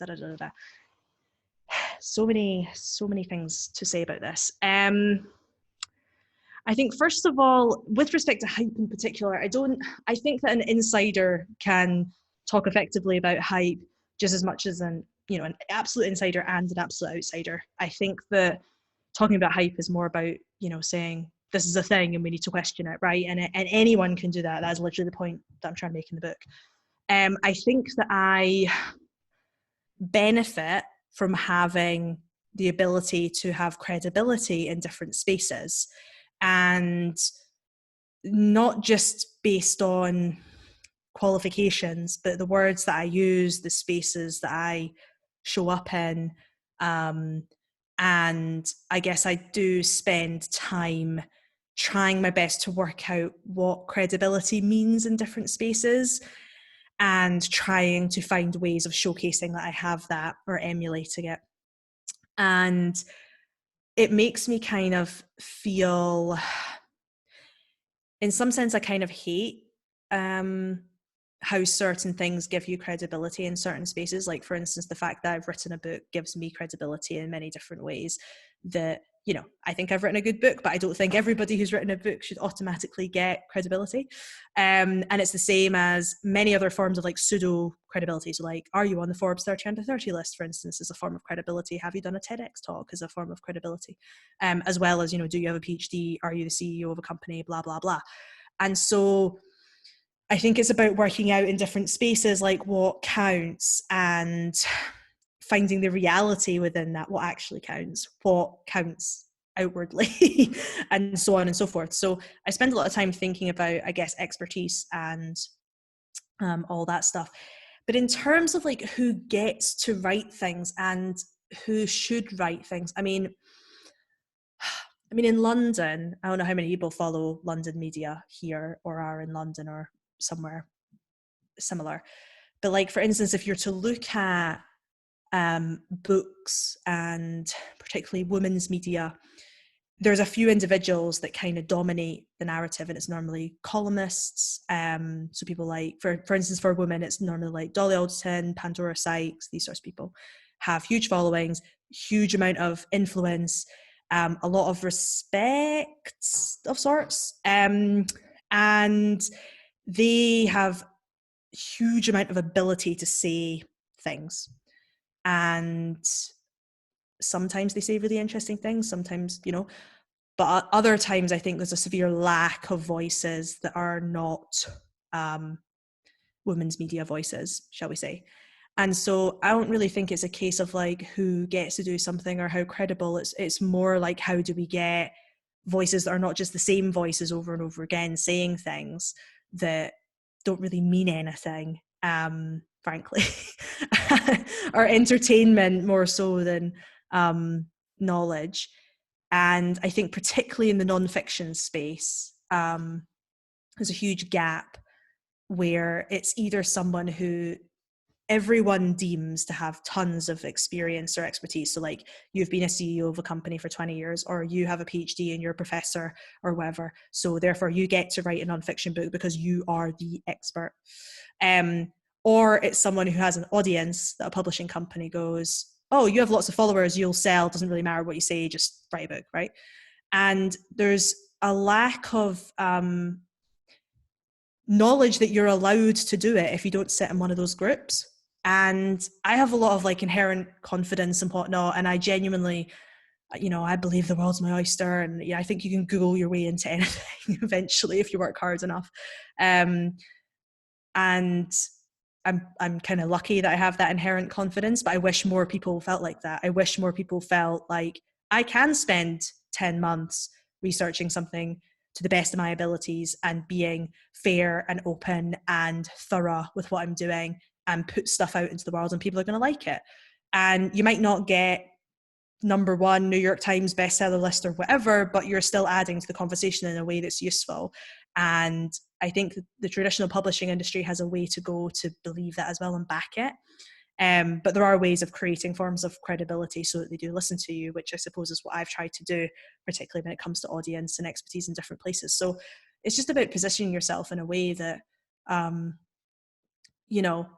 people see as credible, but also backing it up with being thorough. I mean, the biggest fear that I had writing this book is that I was going to get a fact wrong, that someone was going to look at it and go, she got that bit of data wrong, therefore her whole book is rubbish, And, the fact that the publishing industry doesn't do fact checking doesn't help. Journalism is far more stringent than the publishing industry when it comes to fact checking. So I panicked about that so much. And in some ways I probably overdid it in terms of making sure that I was coming across as really credible, and that I was credible, that what I was saying held water. And, I took out anything that was too assumptive, and, I made it clear when I was making an opinion more so than stating a fact.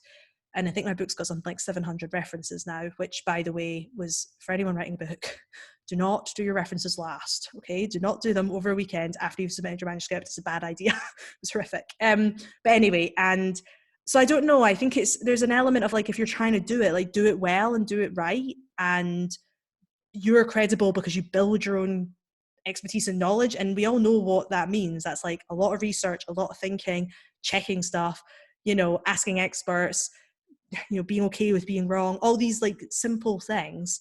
And if you do that, I genuinely believe you're more than welcome in any space. It's just, you got to make sure that you're not just throwing random ideas out and expecting people to believe them. I mean, I'm obviously talking more from like a nonfiction science space, but yeah, I think permission is not something you like. Nobody's going to give you permission, so you got to find a way of getting it yourself. Do you know what I mean? Thank you so much. And I love that when you said like, okay, don't just run around throwing around random ideas. That would be hype. So basically we are. Well, then you can't demand respect. You can't demand credibility. Like, that's not how it works. Do you know what I mean? And, you know, yes, absolutely. Are there people in positions, you know, I mentioned the kind of London media world, are there people in positions that kind of get to do this stuff without necessarily having done what I would call the legwork? Yeah, that's life. Life is unfair. People have privilege. You know, that's the reality. But if you don't feel that you're in that position, maybe you have to work a little bit harder for it, and that's shit and annoying and whatever. But if you want to do it, that's how you have to do it. And that was kind of my, you know, there's been opportunities I've had with this marketing this book that I could have jumped on the coronavirus thing and wrote a whole load of articles about hype and coronavirus and tried to be Gemma Milne, the hype person for coronavirus, and get invited on the BBC and, you know, sell my books that way. But I would, if I saw someone doing that, I'd have no respect for them. And so for me, it was also about like being really, really like having a lot of knowledge and like understanding of how I wanted to be perceived and what expertise means to me, and what I was sort of willing to do in order to get audience and like the welcome letter into things. So I think that's important too. Thank you so much. I think that's a perfect kind of last and closing statement here. And I'm so happy that you joined us for tonight's session. And I'm so incredibly proud of you. Guys, everybody go to Amazon and buy Smoke and Mirrors, How Hype Obscures the Future and How to See Past It. I'm going to unmute everybody. So if there are any last comments. Thank you so much, Gemma. This has been incredible. Thank you, guys. Thank you for your questions, and thank you to the three, to Suzan and Thomas and Micheál. Honestly, like, I so appreciate you guys like reading it with such incredible questions, depth, and asking, you know, really thoughtful questions. I really appreciated it. And Thank you. There's going to be more. Super cool to hear you. So Gemma is going to be our main panelist in the future. So this was a special thing where she answers the questions as opposed to asking them. So obviously, as always, all the events are on interintellect.com. It's because you got the shutdown on the Farah because you fragged it while she was halting. Sorry, say again? Oh, look at that. I'm talking to the wrong chat. I'm sorry. I thought I was still on mute. I was like, who are you talking to? You know the context, you know what I was doing. I am really interested now. Are you on multiple Zooms? You're crazy, man. You're crazy. You just did 2 emojis right there. This one and this one. That was amazing.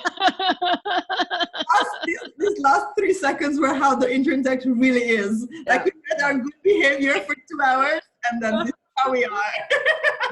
Thank you so much, guys. See you at the next salon. See you guys later on. Thank you. Have a lovely evening or day, wherever you are in the world. Bye. Thank you, Ellie. Bye, Gemma. I'm going to say out the chats before. I'm going to exit chat if that's okay. Leave meeting. Is that what I'm doing? Yes. Yeah. Yep. Bye, guys. Thank you, Anna. That was great. Bye, I'll just keep showing the phone, obviously, at some point. Yeah. Thanks, everybody. That was fantastic.